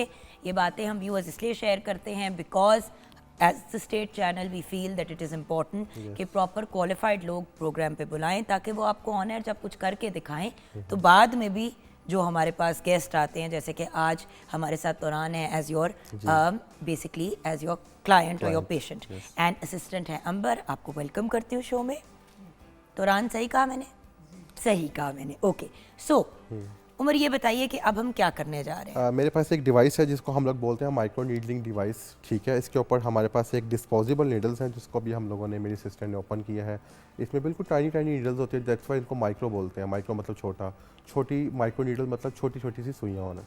तो इनको हम लोग यूज़ कर सकते हैं हम लोग अपने ट्रीटमेंट के लिए। हम इनको सुइयां चुबाएंगे? लेकिन ये ऐसा आप होता हमारे है, प्रोग्राम पे बुला के लोगों को सुइयां चुबाएंगे? किस किस्म का बिहेवियर? ये एक्चुअली हम लोगों को एक वे करना होता है कि जैसे मैंने आपको मेसोथेरेपी का एक्सप्लेन किया कि हम लोगों ने विटामिन को स्किन की दूसरी लेयर तक लेके जाना है, तो ये वे बनाएंगे बस हमारे लिए स्किन में। लेकिन बिल्कुल माइल्ड सी लाइट सी रेडनेस होगी और पेशेंट के लिए बड़ा बेयरेबल होता है। ऐसे लगता है जैसे वाइब्रेशन हो रही है, क्योंकि जब हम इसको पेन को ऑन करते हैं, ये वायरलेस पेन होता है, और चलने के बाद जब हम लोग इसको टच करते हैं तो इट्स लाइक अ वाइब्रेटर, कि ये वाइब्रेशन से ज़्यादा फील हो रही होती है आपको। तो पेन का सेंसेशन थोड़ा सा कम भी हो जाता है, डाइवर्ट कर देती है सेंसेस थोड़ी सी आपकी। अच्छा, उसके अलावा एक बात ज़रूर क्लियर करना चाहूँगी कि उमर ने पहना तो अपना मास्क था, लेकिन मैंने फिर इनसे रिक्वेस्ट की कि प्लीज़ ऑन एयर फिर आपकी आवाज़ और बात नहीं होगी, लेकिन मुझे ये प्रोटोकॉल को फॉलो करते हुए हमें वैसे पहनना चाहिए। सर को कवर करना, चेहरे के ऊपर मास्क पहनना, हाथों पे ग्लव्स होना। अंबर को भी मैंने मना किया, मैंने कहा कि एटलीस्ट शो के पॉइंट ऑफ व्यू से। लेकिन जो प्रॉपर प्रोटोकॉल है व्यूअर्स, जब भी आप किसी क्लिनिक में जाएं प्लीज़ मेक श्योर कि मास्क पहना हुआ है, ग्लव्स पहने हुए हैं, हेड इज कवर्ड, क्योंकि ऑब्वियसली बाल चाल भी क्लाइंट के चेहरे पे गिरते हैं तो दैट्स अ प्रॉब्लम। सो ये एक इंपॉर्टेंट एलिमेंट है। बिल्कुल जी सर। तो इसके साथ हमारे पास कुछ विटामिन्स होंगे जो डिफरेंट टाइप्स के हम लोगों ने ऑलरेडी रखे हुए हैं यहाँ पर। इन विटामिन्स को यूज़ करते हुए हम लोग इनके डार्क सर्कल्स को डील करेंगे। जैसे कि इस बच्चे की जो एज है वैसे तो कम ही है, अबाउट 22 है 21, तो फिर भी इनके डार्क सर्कल्स हम लोग देख सकते हैं, जो हमारा कंसर्न भी था इस टॉपिक का मॉर्निंग शो का। तो हम लोग इनके डार्क सर्कल को थोड़ा सा फोकस करेंगे और रेदर हम थोड़ा सा चीक्स एरिया को भी फोकस क्योंकि करेंगे। देखिए दो प्रॉब्लम्स मैं लड़कों में बहुत ज़्यादा आजकल देख रही हूँ, डार्क सर्कल्स और आपको पता है छाइयाँ। इतना बुरा मलाजमा हो जाता है, पूरी गर्दन काली हो जाती है, ऐसा ही है। पूरा इतना बड़ा पैच हो जाता है डार्क, और वो जब हो रहा होता है उस वक्त लड़के कुछ करते नहीं हैं। जब इतना बड़ा काला पैच पड़ जाता है चेहरे के ऊपर तो फिर कंप्लेन करते हैं कि अब हम क्या करें। उधर से फिर वापसी भी बड़ी मुश्किल हो जाती है। सही है। हाँ जी। तो हम लोग स्टार्ट लेते हैं और साथ साथ अपने व्यूअर्स को दिखाते हैं, और इंशाल्लाह व्यूअर्स मलाजमा से रिलेटेड भी हम उमर को ज़रूर तकलीफ देंगे किसी दिन के वो आए, और स्पेसिफिकली हम हाइपर पिगमेंटेशन, मलाजमा या जिनको छाइयाँ कहते हैं उस पर भी बात करेंगे। तो इससे बेनिफिट क्या होगा इनको? मल्टीपल बेनिफिट्स हैं, सिर्फ नॉट ओनली डार्क सर्कल्स, बल्कि हम लोग ये कह सकते हैं कि ओपन पोर्स जो हमारे हो जाते हैं स्किन में, उसको भी कवर मिलता है, स्किन में ग्लो आता है। बेटे अगर skin दर्द हो रही है texture- तो थम्स डाउन कर दो, नहीं हो रही तो थम्स अप कर दो। आप ये देख सकते हैं Thumbs up, कि यानी कि जैसे no कि pain। हमारे पास जो लेवल्स हैं ये डिफरेंट लेवल्स होते हैं। जैसे 1.0 ये 1 मिलीमीटर है, जो कि बहुत ही लाइटर है। अगर आप कैमरा में इसको देख सकें तो बिल्कुल लाइट सा एक आपको शो हो रहा होगा जो नीडल्स बाहर आ रही हैं इस टिप से, तो जो ब्रीदेबल होती हैं। अभी हम इस बच्चे पे करते हैं और साथ साथ देखते भी हैं। क्योंकि ऐसा कीजिएगा ऑब्वियसली face को आप। ये एक सिंगल टाइम प्रोसीजर तो होता नहीं। जी, सेशंस मल्टीपल रिक्वायर्ड होते हैं। कितने को सेशंस में ये require? भी डिपेंड करता है कंसर्न के ऊपर कि कितना, जैसे आपने अभी बात की कि कुछ लोग जल्दी आ जाते हैं, कुछ लोग बहुत टाइम के बाद आते हैं, जब बहुत बड़ा पैच बन चुका होता है या बहुत ज़्यादा डार्क सर्कल्स प्रोमिनेंट होना शुरू हो जाते हैं। तो जितने बुरे कंडीशन में आएंगे तो दैट्स वाई उतनी ही ज़्यादा हम लोगों को और आप सिर्फ अंडर आई नहीं कर रहे, आप पूरे पूरा चेहरे पे कर फेस, रहे हम हैं। पूरा फेस पे कर सकते हैं इसको। और वही वाली बात है ना, विटामिन तो पूरे चेहरे के अंदर अच्छा जाए तो होता अच्छी। है। लेकिन ऐसा नहीं होगा कि अगर नीचे वाले एरिया और ऊपर वाले एरिया को करेंगे तो नीचे वाला एरिया तो बेहतर हो ही जाएगा, तो ऊपर वाला एरिया फिर भी डिफरेंट लगेगा। नहीं, ऐसा नहीं होता, क्योंकि ये प्रॉपर मेडिसिन नहीं है, ये विटामिन हैं जो कि थोड़ा स्लोली इफेक्ट कर रहे होते हैं। तो ऐसा नहीं होता। बहुत से कंसर्न्स हम लोगों को ये सुनने को मिलते हैं, क्लाइंट्स भी कहते हैं कि अगर हम लोग जो स्पेसिफिकली डार्क सर्कल के माइक्रो नीडलिंग करवा रहे हैं तो कहीं ऐसा तो नहीं होगा कि मेरा वो पार्ट जो है वो ब्राइटन हो जाएगा और बाकी का पार्ट जो है वो डार्क ही लगेगा। ऐसा नहीं होता। अच्छा ये बताइए कि क्या डार्क सर्कल्स का कोई परमानेंट हल है? जो मेसोथेरेपी के थ्रू हम लोगों को रिजल्ट मिल रहा है, चाहे 50% आ रहा है, 60% आ रहा है या 70% आ रहा है, जो भी रिजल्ट आ रहा है वो परमानेंट ही है। लेकिन आफ्टर केयर जरूरी है। आफ्टर केयर ज़रूरी है। और जिस तरह पहले हुए थे, जैसे कि लैक ऑफ स्लीप से या स्ट्रेस से या डिहाइड्रेशन से या स्मोकिंग से, वो चीज़ें अगर डेफिनेटली अगेन रहेंगी तो फिर से हो जाएंगे। उन चीज़ों को अवॉइड करें, आप आफ्टर केयर को फॉलो करें तो आपका जो रिजल्ट है वो परमानेंट अब है। आप देखें ना व्यूअर, स्मोकिंग की इन्होंने बात की, स्मोकिंग हो गई, उसमें हम वेपिंग को भी इंक्लूड करते जी, हैं। डिहाइड्रेशन लोग बहुत आजकल ज़्यादा। बहुत ज़्यादा जो है वो स्मोकिंग की बात करते हैं कि सिर्फ स्मोकिंग बुरा है। Smoking, vaping, it's the same category of things ultimately. Nicotine के सर्टेन इफेक्ट्स आपकी बॉडी पे तो होते हैं, वो आपकी स्किन पे भी होते हैं। जी। एंड ये बात ज़रूरी है याद रखनी कि जहाँ पे आपके फेफड़े और दूसरी जगहें मुतासिर होती हैं, वहाँ पे आपकी स्किन भी बर्बाद होती है, आपकी ब्यूटी भी ख़राब होती है। जी, और देखिए मर्द का भी उतना ही हक है कि वो अच्छा लगे जितना औरत का। बिल्कुल बिल्कुल। तुरान को मुस्कुराहट देखने वाली है इस वक्त कि हाँ जी मेरा भी उतना ही राइट है। पहली दफ़ा लग रहा है ये बच्चा कुछ करा रहा है। पहली दफ़ा करा रहे हो ना? पहली दफ़ा करा रहा हूँ। अच्छा तो अब ये एक स्टेप हो गया, नेक्स्ट स्टेप इसके बाद क्या अच्छा, इसमें स्टेप्स सेम रहते हैं, बस हम लोग क्या करते हैं कि विटामिन को चेंज करते रहते हैं। ठीक है। जैसे एक विटामिन हमारे पास होगा हाइलुरोनिक एसिड, जो कि हाइड्रेशन को थोड़ा बेटर कर रहा है। तो ये सबसे पहले आपने क्या लगाया है? ये हमारे पास है वाइटनिंग के नेम से, मतलब इसका कंसर्न है स्किन की ब्राइटनेस को Bright बेटर करने के लिए। एक हमारे पास है मिलानो, मतलब मेलेनिन को कम करेगा, जो कि डार्कनेस का कोज कर रहा है। वो हम लोग स्पेसिफिकली यूज़ करेंगे डार्क सर्कल्स के लिए। ट्रांसमिक एसिड है उसमें? ट्रांसमिक है, ग्लूटाथायोन, विटामिन सी, जिसको आप स्कॉर्बिक एसिड भी बोलते हैं। मिस अंबर आपको तब तक वो दिखा देती हैं। अच्छा, मैंने एक और भी बात सुनी है कि अगर आप कंज्यूम करना शुरू कर दें ग्लूटाथायोन जी, बिल्कुल। तो आपकी छाइयाँ कम हो Effective। जाती हैं। हम लोग रेकमेंड करते हैं आफ्टर केयर में not only skin care routine but vitamin too orally, like vitamin C, vitamin E, इवियन फॉर्म में आप विटामिन सी की जैसे टैबलेट्स आती हैं या कुछ साशेज आते हैं जिनको आप ओरली ले सकते हैं। अगर आप साथ में वो सब चीज़ें भी शुरू करते हैं तो ज़्यादा अच्छा रिजल्ट आता है आपको। बिल्कुल सही। और ये बताइए कि इसका रिजल्ट आएगा कितनी देर में? आपने स्लोली कहा, तो स्लोली का मतलब क्या? मौत के बाद तो फिर ज़रा टफ हो नहीं, जाता है। एक्चुअली क्योंकि ये इसने रिपेयरिंग करनी है, जैसे कि हमने टर्म्स में भी इसको डिस्कस किया कि स्किन में जाने के बाद इसने स्लोली वहाँ पे अपना मेलेनिन को कम करना है, कोलेजन्स को बढ़ाना है, स्किन के जो सेल्स हैं उनको बढ़ाना है, तो उस पर टाइम लगता है। अबाउट आप कह सकते हैं कि 10 to 15 डेज़ के बाद आप एक सेशन का जो इफेक्ट है प्रॉपर देख सकते हैं। सही। और इस पूरी ट्रीटमेंट में टाइम कितना लगता है Umar? About 10 to 15 minutes are enough. Are enough. जी तो जैसे कि अभी हमने एक स्टेप हमारा मुकम्मल हो गया, राइट? जी। अब हम लोग क्या करेंगे, हम लोग अब डिफरेंट विटामिन को यूज़ करेंगे। जो हमने अभी बात की थी ग्लूटाथायोन एंड ऑल। अगर आप देख सकते हैं तो इसमें कुछ इंग्रेडिएंट्स हैं जो कि ब्राइटनिंग के हवाले से हैं। ठीक है। तो अब हम लोग जो करेंगे वो है मेलेनिन के हवाले से, जो मेलेनिन को कम करेगा अच्छा हमारे ये डार्क प्रोडक्ट्स आते कहाँ से हैं? और देखिए क्योंकि अक्सर ये कंसर्न होता है, देखिए I be very blunt with you, जी। कुछ चीज़ें यूरोप से आती हैं, कुछ चीज़ें चाइना से आती हैं, कुछ जी। कोरियन होती हैं, कुछ कहीं और से होती हैं, तो समझ नहीं आती ना। कुछ आप एक ही ट्रीटमेंट एक जगह से जाके कराते हैं, वो 5,000 चार्ज करते हैं, जी। दूसरे के पास जाओ तो वो 40 चार्ज कर रहे हैं, ऐसे ही। तीसरे के पास जाओ वो 1.5 लाख ऐसे ही मांग है, रहे हैं, ऐसे ही है। तो समझ और ही नहीं आती। और ठीक भी है, ये पेशेंट के लिए थोड़ा सा या क्लाइंट के लिए थोड़ा सा ना मुश्किल होता है, लेकिन मेरा ये ख्याल है कि अगर डॉक्टर्स या क्लिनिक्स वाले अगर एक्सप्लेन कर दें कि हमारा जो विटामिन का ब्रांड है वो यूएसए का है या चाइना का है, तो वो समझने में उनको आसानी होगी कि इसलिए सस्ता है या इसलिए महंगा है। ठीक है। ठीक है, वो डिफरेंस आप सही बता रहे हैं कि सही कह मुझे रहे हैं याद कि है जगहों मैंने पे। एक दफ़ा अपने प्रोग्राम पे बुलाया था डॉक्टर आमना राज को, जी, तो उन्होंने भी यही बात कही थी कि जुगन देखो हम बता देते हैं कि ये वाला प्रोडक्ट कोरियन है,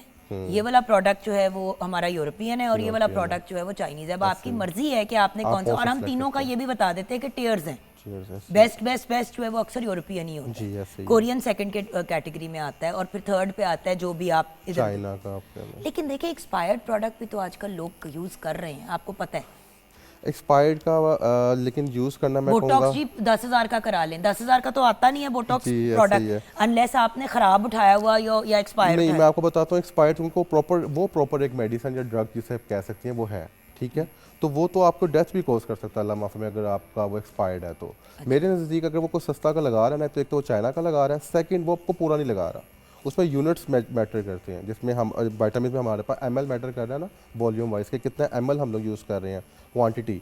तो बोटॉक्स में हमारे पास क्वांटिटी होती है यूनिट्स वाइज के, हम लोग यूनिट्स कितना यूज़ कर रहे हैं, तो वो थोड़ी सी चालाकी ये कर देते हैं कि यूनिट्स कम यूज़ कर लेते हैं जिसके से उनकी कॉस्ट कम हो जाती है, तो दैट्स वाई वो आपको चीपर 10,000 में ऑफर कर देते हैं बोटॉक्स। तो ये कंसर्न है। अब मेरा नहीं ख्याल कि बोटॉक्स को कोई भी एक्सपायर यूज़ करेगा, वो तो बहुत ज़्यादती वाली बात है। बिल्कुल सही है। तो इस वक्त हम अपने स्टेप 2 को जी, कर रहे हैं प्रोसेस में लेके और आए स्टेप हैं। 3 क्या होगा फिर? हम लोग लास्ट में एक ऐसी क्रीम लगा देते हैं जिसको हम लोग बोलते हैं एंटी बैक्टीरियल क्रीम, क्योंकि माइक्रोनीडल्स हो रही हैं, स्किन थोड़ी थोड़ी रेड हो जाती है और तो कई जिस दफ़ा तरह रेडनेस। एंटीबायोटिक दी जाती है खाने के लिए, उसी तरह ये एक एंटी बैक्टीरियल। एंटी बैक्टीरियल हम लोग लगा देते हैं टॉपिकल, ताकि स्किन अगर ओपन है और गंदे हाथ लगने से या हमारे एनवायरमेंटल फैक्टर स्पेसिफिकली लाहौर में जितना ख़राब हुआ हुआ है, तो वो टच करने से हमारी स्किन पे पिंपल्स ना हो जाए। माइक्रोनीडल करने के बाद मोस्टली ये कंप्लेंट्स भी मिलती हैं लोगों को कि पिंपल्स बन गए, रेड रेड बम्प्स बन गए हैं, या इवन एक्नी तक बन जाती है। हाँ। वो इसीलिए ही बनती है कि हम लोग जब गंदे हाथ उसके बाद लगा देते हैं मैं red skin यही के वाली ऊपर। बात अभी अनम आपको भी पता है, कितने हम लोग फ्रेंड्स को जानते हैं जो कहते हैं कि जी हम ट्रीटमेंट कराने के लिए जा रहे हैं, और वो ट्रीटमेंट जा रहा जब है करा के आते हैं तो पहले से ज्यादा बुरा हाल बुरा हाल होता है उनका। ऐसा ही है, ऐसा ही है। एक्चुअली सबसे ज्यादा यंग लड़कियों में मैंने ये चीज देखी है कि क्विक फिक्स के लिए वो चली जाती हैं कि ये सस्ता हो रहा है या ये सैलून में, अब हाइड्रा फेशियल को भी ले लो। बल्कि उमर आपसे हम ये भी जानना चाहेंगे, हाइड्रा फेशियल याद है एक तो हमारी बात हो रही थी, आपने कहा था फलां जगह है उधर बड़ा अच्छा हाइड्रा फेशियल होता है, वो सिर्फ 5,000 चार्ज करते हैं, तो मुझे एक बात बताए 5,000 का कौन सा हाइड्रा फेशियल होता है? होते हैं वो स्टेप्स मैटर करते हैं उनमें, जैसे मैंने भी बोटॉक्स की बात की कि उसमें बट मैटर पार्लर जाके तो नहीं आप करवा सकते ना हाइड्रा फेशियल? कर रहे हैं, काफ़ी पार्लर्स वाले नहीं भी अब कर रहे देखिए, हैं। मैं एथिकली बात कर एथिकली रही हूँ, हाँ नहीं होना ये चाहिए। टेक्निकली बात गलत है। जी। अब आप सर्टिफाइड है, आप कर सकते हैं किसी का जी, हाइड्रा बिल्कुल। फेशियल, जी। मैं घर पे मशीन ले आऊं और करना शुरू कर दूं लोगों का, ऐसे या अनएथिकल तो वो गलत बात है। जी। सर्टिफिकेशन के बगैर ये चीजें करने टेक्निकली तो गलत है। हाँ जी, अनएथिकल भी है और गलत भी है। अच्छा, अब ये हमारा, इसके बाद हम स्टेप जी थर्ड की तरफ मूव करेंगे। Third बस की हमारा ऑलमोस्ट डन हो गया है डार्क सर्कल का पार्ट, तो अब हम लोग जो है अपने थर्ड स्टेप की तरफ मूव करेंगे। मिस नंबर काइंडली आप। और थर्ड स्टेप है क्या? थर्ड स्टेप में हम लोग एंटी बैक्टीरियल अच्छा, ये एंटी बैक्टीरियल एंटीबैक्टीरियल प्लस हम लोग सन प्रोटेक्शन, जैसे अभी मॉर्निंग का टाइम है तो बच्चे ने बाहर जाना होगा, सन एक्सपोजर होगा उसका, क्योंकि इसके बाद हमारा सन एक्सपोजर जो है वो समझे डबल हो जाता है कि उसकी केयर ज़्यादा ज़रूरी हो जाती है कि स्किन है रेड सेंसिटिव पॉइंट पर पहुंच गई हुई है। अब अगर हम लोग नहीं लगाएंगे सन ब्लॉक तो ज़्यादा बुरे तरीके से हमारी सन रेस अफेक्ट बट कर ये सकती भी है। माइक्रो नीडलिंग से लगेगा या सिर्फ आप हाथ से लगेगा? हाथ से लगाएंगे। ठीक है। आई मीन अगर कोई बेयर कर लेता है तो बंदा फिर उस तरह भी लगा देता है, बट हाँ जी, डिपेंड एप्लीकेटर्स के थ्रू आप लगा सकते हैं। अगर आपने ग्लव्स पहने हुए हैं तो आप जो है अपने हैंड से फिंगर से लगा सकते हैं, रख लीजिएगा। और ये व्यूअर्स हमारे हो गए स्टेप्स उसके, तो जी। एंड में हमारे व्यूअर्स को कोई टिप्स देना चाहेंगे आप? जी बिल्कुल, टिप्स में यही है, जैसे मैंने आपको स्किन की रूटीन बताई है, मेल की आज बात हो रही है तो मेल काइंडली फॉलो करें फेस वॉश को, एक अच्छे सन ब्लॉक को और एक अच्छे मॉइस्चराइज़र को। अगर आप अपनी रूटीन में 3 चीज़ें डेली बेसिस पे रखते हैं ना, और आप एक दफ़ा मेडिसिन की तरह समझ लें कि ये मेरी खुराक है या मेरी मेडिसिन है, और इसको आप फॉलो कर लें जस्ट 2 मंथ्स के लिए, तो आप बहुत एक मेजर डिफरेंस देखेंगे अपने पूरे फेस की स्किन के ऊपर कि वो कितनी क्लियर है, वो कितनी कोमेडोन फ्री है, वो एक्नी फ्री है, और वो स्कार फ्री है। इवन स्कार्स बनने का मेनली आपने देखा होगा मेल में मोस्टली जो है स्कार्स, जो खड्डे जिनको हम लोग बोलते हैं, वो उनके बनने की रीज़न भी यही होती है कि डिहाइड्रेशन इतनी ज़्यादा हो जाती है, मॉइस्चर ना मिल के कोलेजन वहाँ से रिमूव हो जाता है। बिल्कुल। बिल्कुल। ठीक है, तो मॉइस्चराइजर लग रहा होगा, फेस वॉश चल रहा होगा, प्रोटेक्शन मिल रही होगी, तो आपकी एजिंग कंसर्न्स, आपके एक्ने कंसर्न्स, आपके स्कार्स कंसर्न, ये सब डील हो जाती हैं। Awesome, thank you so much for joining us Umar. बल्कि मैं चाहूँगी कि हम जल्दी से किचन में भी नज़र डाल दें, क्योंकि एज यू नो 90% काम तो ऑलरेडी डन हो गया था। बिल्कुल। स्मोकी योगर्ट चिकन रेडी है, देखें आपको चिकन भी नज़र आ रहा है, योगर्ट भी। अच्छा, क्योंकि इसमें अनियन रिंग्स का बहुत इंपॉर्टेंट रोल है। जब आप इस सारी चीज़ों को कंबाइन करके खाएंगे तो आप बहुत इंजॉय करेंगे। साथ में फ्रेश सैलड है, रायता है, और जो ज़ीरा वाला रायता जो हमने तड़के वाला बनाया था वो भी मैंने ऑन साइड रख दिया। Awesome, thank you so much. You're welcome. Viewers, हम ब्रेक की तरफ जाएंगे और ब्रेक के बाद जब वापस आएंगे तो हम जाएंगे चिन्योट। आज हम ट्रिब्यूट पेश कर रहे हैं टू चिन्योट।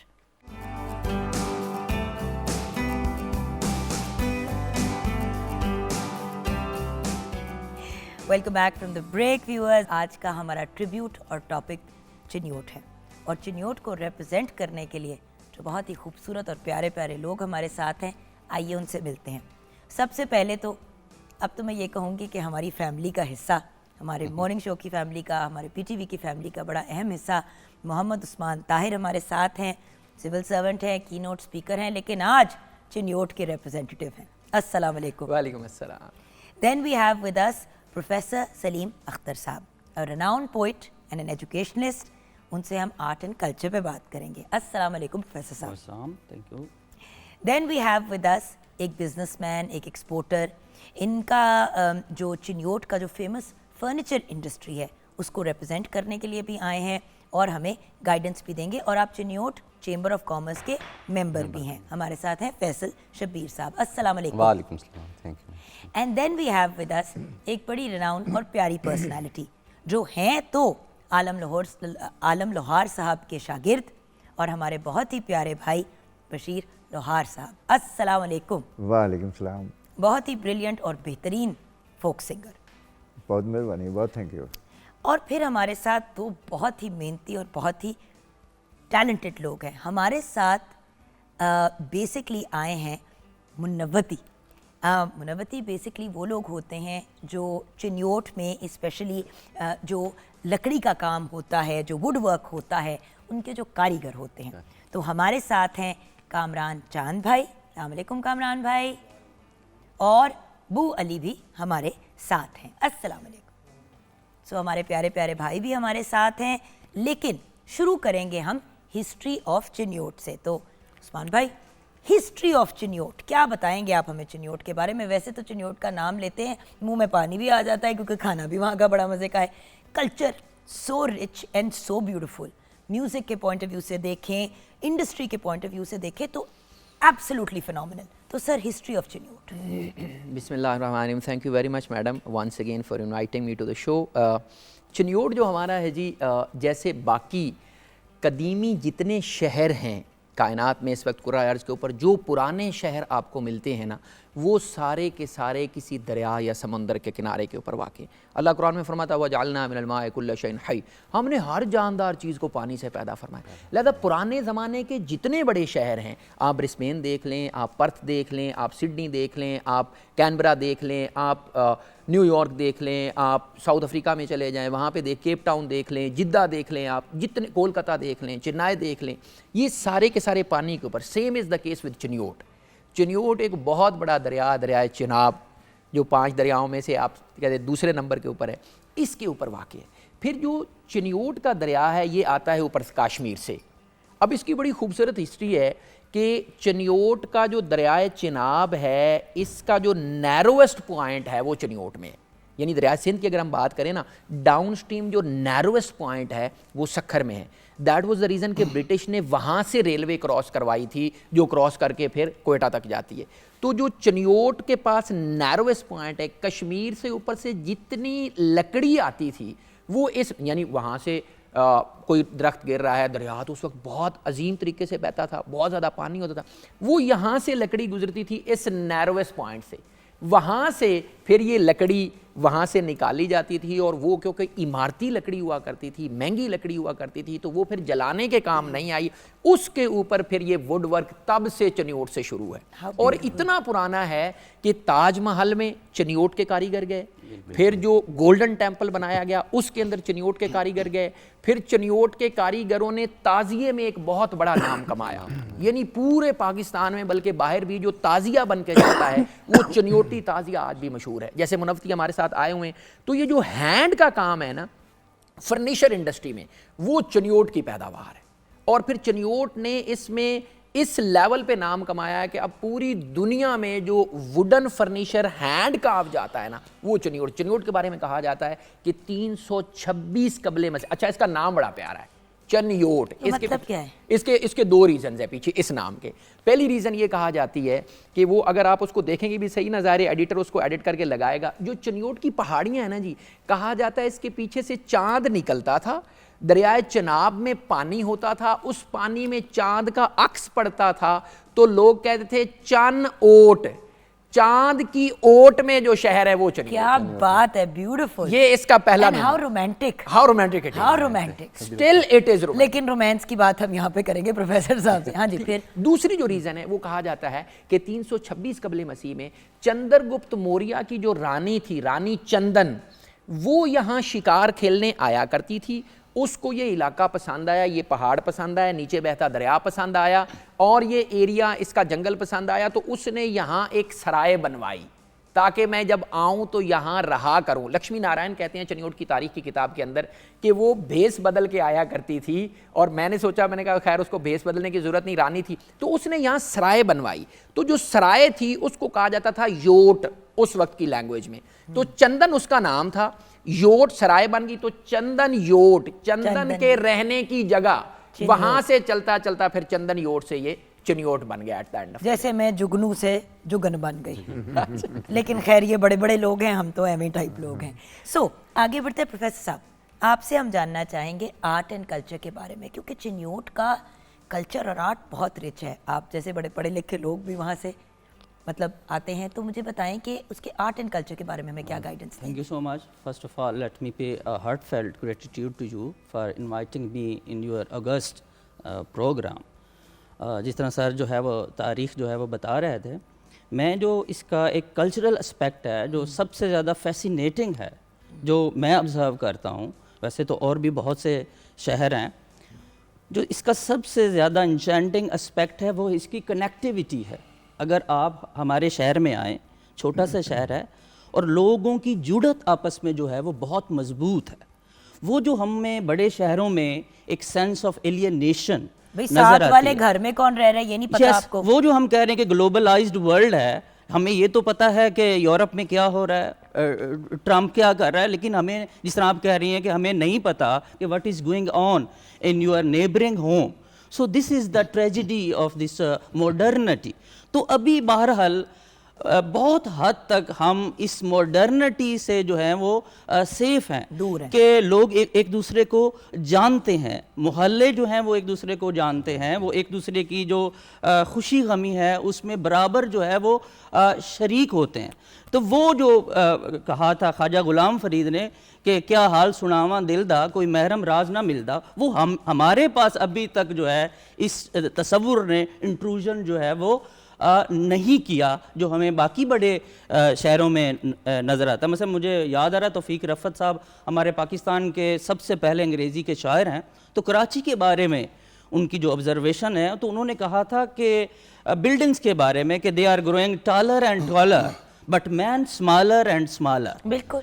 तो वो जो स्मॉलनेस का एहसास होता है बड़े शहरों में, भले अब यहाँ भी वो जो एक वेस्टर्नाइज्ड जो है कल्चर और अर्बनाइजेशन का जो इम्पैक्ट है वो हमारे चनियोट में भी आहिस्ता आहिस्ता जो है वो कमर्शलाइजेशन की वजह से सराहियत करता जा रहा है। तो लेकिन स्टिल जो है वी आर वेरी हैप्पी कि हम बड़ी एक इंटीमेट वर्ल्ड में जो है वो रह रहे हैं और लोग जो हैं वो एक दूसरे के साथ अपने दुख दर्द जो है वो शेयर करते हैं। This is the most fascinating aspect of our this society there. Yes. अच्छा बशीर भाई, आप बताइए चनियोट के म्यूज़िक का सीन कैसा है? कल्चर की तो हमने बात की और म्यूज़िक कल्चर का बहुत बड़ा हिस्सा है और आप रिप्रेजेंट कर रहे हैं उधर की म्यूज़िक की दुनिया को। जी हाँ मैडम, चनियोट मेरी धरती है, मैं चनियोट की पैदावार हूँ। तो मुझे जब शौक़ लगा ना ये इस गाने का, तो आलम लोहार साहब चनियोट एक मेला लगता है सखी अब्दुल वहाब का, तो उस मेले में जब मेरी 14 साल एज थी, तो मैं जब गया ना रात को उनका काम देखा, तो फिर मैं घर नहीं गया, तो वहाँ ही उनको मतलब है कि उनका शागिर्द हो गया। शागिर्द हो गया, तो मैं साथ चला गया। तो वो जाते थे उस दौर में, पूरे पाकिस्तान में मेले ठेले होते थे, तो एक थिएटर होता था, तो उसके साथ में चला गया। और वही फिर आरिफ लोहार उनके बेटे ने भी हाँ, किया। आरिफ लोहार उस टाइम थे 9 साल के 10 छोटे साल से के। थे, हाँ जी। तो मैं मेरी ज़्यादा एज थी। 14-15 साल। आरिफ 8 साल का था, क्योंकि आरिफ लोहार साहब तो मैं एक साथ ही रहे ना। बिल्कुल, हाँ जी, भाइयों की तरह। हाँ, भाइयों की तरह अभी भी अल्लाह की मेहरबानी से ऐसे ही हैं, माशाल्लाह। क्योंकि मैंने उस घर का नमक खाया है। बिल्कुल, मैंने उस घर का नाम लेके पूरी दुनिया में लोहार सदाया है, बशीर लोहार। तो वो उनकी वजह से सदाया है। बिल्कुल सही। तो मैंने जब आलम साहब की डेथ हुई है, मैं उनके साथ था। हमारी मांगा मंडी में गाड़ी का एक्सीडेंट हुआ था, हाँ जी तो मुझे चोटें आ गई, हाजी साहब की डेथ हो गई। जी। तो उसके बाद फिर आरिफ साहब से मैंने काम शुरू कर दिया। जब काम शुरू कर दिया, पूरे पाकिस्तान में हम जाते थे जी। आरिफ लोहार साहब ड्रामा ऐसा करते थे, उस टाइम में बच्चे थे तो फिर भी ड्रामा ऐसा करते थे। रात को लोग जो ना ज़मीन पे वो मिट्टी इकट्ठी करके बैठते थे, ज़मीन पे बैठते थे लोग, ना चेयर होती थी, ना कोई दरी होती थी, ना कुछ होता था। तो वो हमें ऐसे लोग सुनते थे, 10-20 हज़ार लोग हमें सामने सुनने वाले होते। क्या बात है, क्या बात। तो हमने दिल लग, और इस तरह आपने अपने चनियोट का भी नाम रोशन चनियोट किया। का, जहाँ मैं गया हूँ चनियोट का, जब मैं गया ना मैडम पहली दफ़ा लंदन में, तो एक होटल में मैं जब गया ना, चनियोट के पीढ़े बने देखे मैंने, रंग रंगीले, तो मुझे मतलब ठंड पै गई। ठंड पै गई कि मैं चनियोट दे होटल च आ गया। हाँ, क्या बात है। अच्छा फैसल भाई, आप बताइए, आपका जो काम है वो फर्नीचर से रिलेटेड है, इन सब चीज़ों से रिलेटेड। अब जैसे कि हमने अभी बात की, पूरी दुनिया में फर्नीचर जी, जाता बिल्कुल। है चनियोट का, जी, कुछ जी। बताएंगे हमें इसके बारे में? चनियोट का फर्नीचर पूरी दुनिया में मशहूर है, नो डाउट। हमारे क्योंकि बुजुर्ग भी लेकिन यही उसमें काम, ऐसी क्या खास बात है कि उसमें पूरी दुनिया में पाकिस्तान कारीगरी जो इधर के वर्कर्स हैं, उनके हाथ से जो तराशे हुए हैं ना पीस, वो दुनिया में आपको कहीं और नहीं मिलेंगे। इसी शौक़ को हमने मज़ीद अपने फर्नीचर को चनियोट की अक्कासी के लिए, इसीलिए हमने एक्सपोर्ट का काम शुरू किया और उधर अपना इंग्लैंड में, लंदन में दफ्तर भी बनाया। ठीक है, क्या बात है। और इसका हर तरह का फर्नीचर जो हाथ के बने हुए पीसेज हैं, जो हम मुख्तलिफ दफ्तर में रख सकते हैं पीस के तौर पे। ठीक है, इस जो कारीगरी है चनियोट के अलावा कहीं भी आपको अवेल नहीं हो सकती। अगर आप इजाज़त दें तो मैं ज़रा हाँ, जाके जी, देखें। देखना भी चाहूँगी हमारे प्यारे भाई बना क्या रहे हैं। ओह वाह, कूल। लायंस हेड, ये देखिए। सबसे पहले हम इसको ड्रॉ करेंगे और उसके बाद इसकी कटिंग की जाएगी। तो व्यूअर्स, ये भी ज़रा मैंने सोचा कि आप लोगों को दिखा दूँ सबसे पहले। और देखें ना कि इसके लिए आपको कंप्लीट आर्टिस्ट्री आनी चाहिए। It's not something as simple as you know कि वो किया। और वहाँ पे बहुत ही खूबसूरत, और ये सारा का सारा मेरे ख्याल से हाथ से किया गया, राइट भाई? अगर आप बुरा ना मनाए, मैं दिखाऊँ ज़रा। ये देखिए व्यूअर्स, ये होती है हाथ की मेहनत, हाथ की खूबसूरती और हाथ की सफाई। एक एक जो पेटल है वो अलग से आपको नज़र आ रहा है। और व्यूअर्स, इसीलिए तो जो चनियोट का फर्नीचर है वो इतना ग्लैमरस और ग्रैंड है। अब ये देखिए माशाल्लाह, Punjab council of arts Rawalpindi certificate of participation, would working carpenter का भी सर्टिफिकेट है, मतलब प्रॉपर सर्टिफिकेशंस भी हैं इनके पास। सो द फैक्ट इज़ ये बहुत ही ब्रिलियंट काम है। And the fact is if people don't know about Pakistan for any other reason, हमारे फर्नीचर और स्पेशली चनियोट की फ़र्नीचर की वजह से हमारी बहुत ज़्यादा जो लोग स्पेशली कलेक्टर्स होते हैं वो हमारे बारे में जानते हैं। और बहुत से हमारे पीसेस जो हैं वो सदबीज़ और ऐसी जगहों पे भी अवेलेबल हैं, क्रिस्टीज़ वगैरह में, जहाँ पे लोग लिटरली ऑक्शन ऑफ करते हैं चीज़ें और वो लाखों नहीं करोड़ों की बिकती हैं। छोटी सी ब्रेक की तरफ जाएंगे। ब्रेक के बाद जब वापस आएंगे तो मज़ीद डिस्कशन करेंगे चनियोट के बारे में। और अब ये जानेंगे कि भाई अगर कोई चनियोट विज़िट करना चाहता है तो वो क्यों विज़िट करे, उधर के खाने, उधर का रहन सहन, ये सब डिस्कस करेंगे ब्रेक के बाद।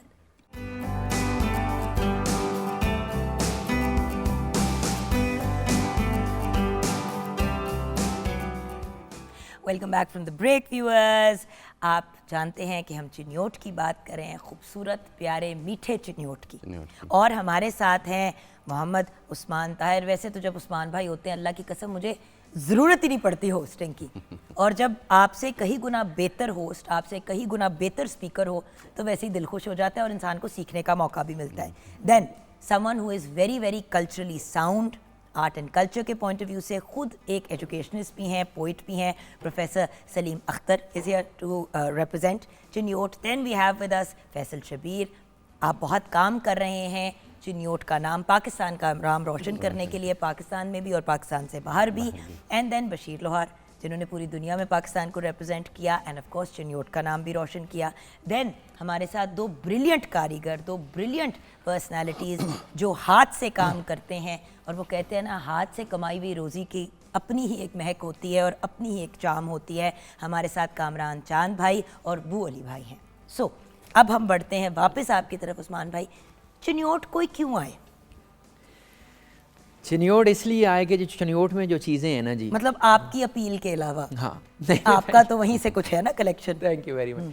चिन्योट में एक वो वाहिद चीज़ है जो आपको पाकिस्तान में क्या दुनिया में और कहीं नहीं मिलती, वो है चिन्योट का उमर हयात का महल। जो चीज़ हमारी स्पेशलिटी है वुड वर्क, वहाँ पे एक शख्सियत हुई है उमर हयात, गुलजार उनका नाम था, गुलजार महल भी कहा जाता है। उन्होंने वहाँ पे एक 5 मंजिला इमारत बनवाई जो टोटल वुडन बनी हुई है और इसी काम की बनी। नहीं, पर टोटल लकड़ी है। टोटल लकड़ी है, यानी दरमियान में देखे ना, वो सीमेंट सरिया बजरी उस तरह से नहीं है। उस वक्त का जो चूने का और गारे का मिला के वो ईंटें लगती थी वो लगी हुई हैं, लेकिन टोटल शैतीर का और वुडन का बना हुआ है वो। ब्यूटीफुल। हाय, लेकिन उसको प्रिजर्व कैसे करते हैं? उसको प्रिजर्व इस तरह से करते हैं कि वो 5 मंजिला है। हालात व वाक़यात ने उसकी ऊपर वाली जो 2 मंजिलें हैं उनको डैमेज किया हुआ, बट गवर्नमेंट ने उस वक्त से, सिंस देन जो उस वक्त डीसी थे, उन्होंने उसको प्रिजर्व किया था। अब उसकी स्टोरी बड़ी ट्रैजिक है। जो गुलजार महल है, जो इसका ऑनर था, जिसने इसको बनवाया, बनवाने के बाद उसकी जब शादी हुई तो वेडिंग नाइट पे उस बंदे की इस महल में डेथ हो गई। तो वो तो बेचारा मनहूस करार दिया गया होगा महल। ठीक है, अब ये यही एक बात स्टैंडर्ड चीज है, हमारी एक ट्रेडिशनल बात है। अब उसमें से एक बेबी हुआ, यानी वेडिंग नाइट पे वो सुबह उठे हैं, शॉवर ले रहे हैं। अब उन्होंने उसके अंदर आग का इंतजाम किया हुआ था, कोयलों वाली आग। वो कोयलों वाली जो आग है वो वॉशरूम में सारे कमरों में उसके धुआं, ऐसी कार्बन मोनोऑक्साइड उसने बनाई है जिसकी वजह से उनकी डेथ हो गई।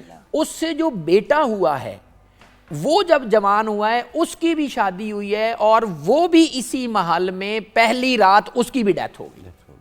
उन दोनों की कबूर वहां पे मौजूद हैं उस महल के अंदर। गवर्नमेंट ने अब वहां पे लाइब्रेरी बना रखी है। उधर पिछल इतना डरने पैरियां वाला नहीं है जितना आप डर रही हैं। उधर पिछल पैरियां तो नहीं घूमती। ठीक है जी, वहां पे अब वो लाइब्रेरी है। आपको पता है मैं बहुत डरपोक हूं उस्मान भाई, मुझे रात को नींद नहीं आनी। बिल्कुल आपको नींद आ तना जाएगी निकाल क्योंकि दिया। अब वहां ऐसा कुछ नहीं है। डिस्टेंस काफी है चिन्योट। जाहिर क्योंकि वहां पे कोई जाके रहता नहीं है, जो रहेगा वो घें हो जाएगा।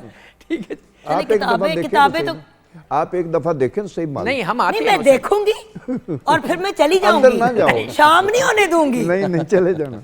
अब दूसरी जो वहां पे एक है वो है बादशाही मस्जिद चिन्योट की, on the pattern of Delhi जामे मस्जिद, ऑन द पैटर्न ऑफ बादशाही मस्जिद लाहौर, और बनवाने वाले भी वही लोग हैं। क्या बात है। शाहजहां जो थे उनके एक वजीर आजम हुए हैं हमारे चिन्योट से, जिनका नाम था नवाब सादुल्ला खान थहीम। एक हमारा मौजा है पतराकी, वहाँ से वो बिलोंग करते थे। इतना जीनियस आदमी था कि वो छोटे ओहदे से लेके within no time Shahjahan ने उसको अपना वजीर आजम रखा।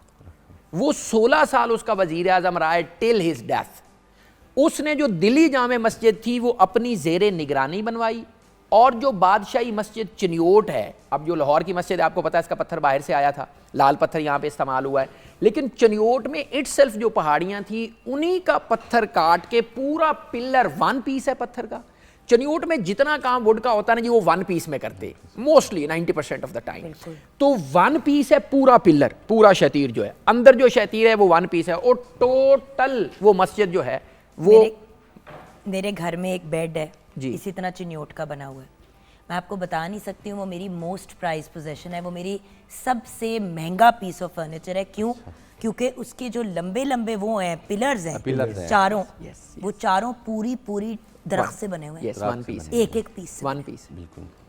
और वो बहुत पुराना है और उसको कॉन्स्टेंटली हम उसका ऑयल करना, उसकी केयर करना, क्योंकि आई वांट कि जनरेशन टू जनरेशन मेरी फैमिली में ये पास होना, ये मैं इंशाल्लाह अपनी बेटी को दूंगी जब वो बड़ी होगी। वो 4 साल की है तो उसकी हम बड़ी केयर करते हैं। मेरे हस्बैंड अक्सर कहते हैं तुम जितना इस बिस्तरे का ख्याल रखती हो उतना तो तुमने कभी घर के किसी इंसान का नहीं लिखा, but it's true because it has history बिल्कुल एंड ये वाली चीज़ें आपके साथ जनरेशन टू जनरेशन रहती चलती हैं, बिल्कुल। हम सिर्फ जेवर को देखते हैं एज जनरेशनल थिंग्स। मेरे घर में ऐसा फर्नीचर है जिस तरह मेरी नानू की पुरानी चीज़ें हैं, ऐसी चीज़ें, और ये तो एक मास्टरपीस है, इट इज़ गॉर्जियस। मैं आपको भैया तस्वीर भेजूंगी ज़रूर उसकी। जी भाई, कोई चिनियोट क्यों आए? सबसे पहले तो ब्यूटी ऑफ नेचर जो है वो आपको अट्रैक्ट करती है। फर्टाइल एरिया है, आप देखें हर तरह की फसलें हो रही हैं जिसे हम कैश क्रॉप्स कहते हैं। और देखें रिवर, जिस तरह सर बता रहे थे कि it is situated on the left bank of Chenab river, तो वो जो सीन है कि एक साइड पे माउंटेन्स हैं, दरिया जो है वो बह रहा है, और वहाँ आप बोटिंग है, वहाँ आपके लिए कश्ती रानी का एहतमाम है, ऊँट की सवारी है, वो जो एक तफरी के बहुत से मौके हैं। हाँ जी।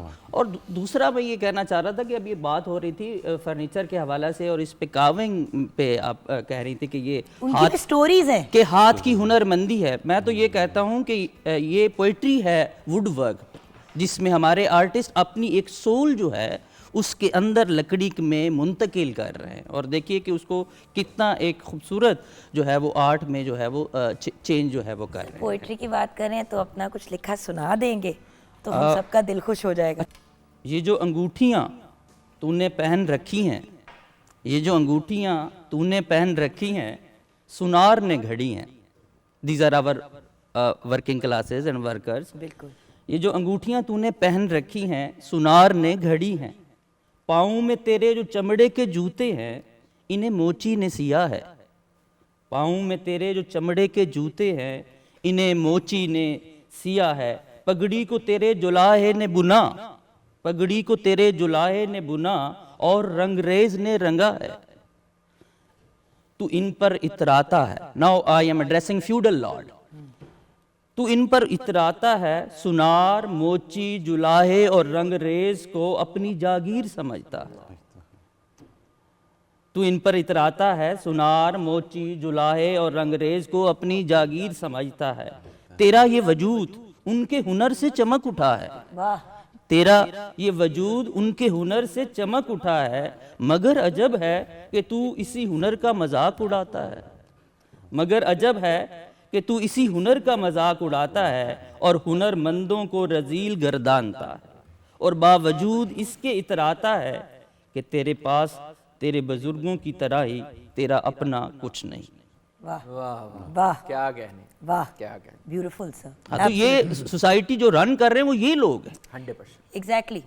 और वो जो कहते हैं ना औकात का वर्ड लोगों को बहुत बुरा लगता है, लेकिन ये भूल जाते हैं कि जो ऊपर जाता है वो रूल ऑफ लॉ है कि बाय ग्रेविटी उसने नीचे आना ही है। सो इंसान जितना ज़्यादा हम्बल और आजिज़ होके चले उतना ही बेहतर है। सर, इंडस्ट्री के पॉइंट ऑफ व्यू से, काम के पॉइंट ऑफ व्यू से, अगर कोई मूव होने का सोचता है या अपनी फाइनेंशियल सिचुएशन से तंग है, तो क्या चिन्योट में अपॉर्चुनिटीज़ हैं भाई? बहुत ज़्यादा हैं, बहुत ज़्यादा हैं। और एक दफ़ा जो आएँ, देखें, इस बिज़नेस में इन्वेस्ट करें तो बहुत प्रॉफिटेबल बिज़नेस है, क्योंकि पूरी दुनिया में इसकी पहचान है। फर्नीचर अच्छी अपॉर्चुनिटीज़ है ये बिज़नेस के लिए, बहुत आउट क्लास। इधर का आके फर्नीचर विज़िट करें, लोगों की कारीगरी देखें और पूरी दुनिया में मज़ीद इसको मुतारफ़ कराएँ। बिज़नेस के लिए बहुत बहुत अच्छी अपॉर्चुनिटीज़ है। थैंक यू सो मच भाई। और यहाँ पे अपने शो को कंक्लूड करने से पहले sir, final words about Chiniot please. Chiniot madam एक तारीख़ी और मरदम खेज़ खित्ता है। इसने हर तरह का जो आर्टिस्ट है उसको प्रोड्यूस किया है। वो हाथ का काम करने वाला है, वो जहन का काम करने वाला है। जैसे मैंने आपको कहा कि मुग़लों के वज़ीर आज़म भी यहाँ से रहें, और हर तरह का हाथ का काम करने वाला, जैसे पोएट साहब ने भी हमें बताया है, प्रोफेसर साहब ने, वो यहाँ पे मौजूद हैं। ये वो मरदम खेज़ खित्ता है जहाँ पे हर तरह की हरियाली आपको नज़र आती है। सिर्फ़ एक बार आपको यहाँ पे आना है और फिर उसके बाद इस धरती से आपको मोहब्बत हो जाएगी और आपका जाने का दिल नहीं करेगा। Thank you so much for joining us. बहुत बहुत शुक्रिया आप सबका। हमारे जो बहुत ही प्यारे कारीगर भाई हैं उनका भी बहुत बहुत शुक्रिया। Viewers, at the end of the day हम ये बार बार डिफरेंट शहरों को इसलिए पिकअप करते हैं आपके सामने हाईलाइट करने के लिए क्योंकि हमारा पाकिस्तान बहुत खूबसूरत है। हम लोग भागते हैं अमेरिका, कनाडा, यूरोप, दुबई, कोई जगह नहीं मिलती, कहते चलो श्रीलंका ही हो आते हैं कि कहीं बाहर निकलें। बाहर निकले पहले अपने मुल्क को तो देख लो, पहले ये तो देखो कि आपका मुल्क कितना रिच है इन art, in culture, even opportunities कितनी है। बाहर से लोग उठ के आते हैं और यहाँ से चीज़ें बना के लेके जाते हैं और डॉलरों में, पाउंड्स में कमा रहे हैं बिल्कुल। लेकिन हम जो हैं अपने मुल्क को वो वैल्यू और वो इम्पोर्टेंस नहीं देते जो हमें देनी चाहिए। Chiniot is absolutely beautiful. जाना भी बनता है, देखना भी बनता है, और उसके साथ साथ अगर बिजनेस के पॉइंट ऑफ व्यू से भी कोई अपॉर्चुनिटी आपको मिले तो आपको ज़रूर वहाँ रुक करना चाहिए, ज़रूर करना चाहिए। सो यहाँ पे आज के शो को कंक्लूड करेंगे। जब बशीर लोहार साहब हमारे साथ हैं तो फिर आपसे ही सर कुछ सुनते सुनते आज के शो को क्लोज करेंगे।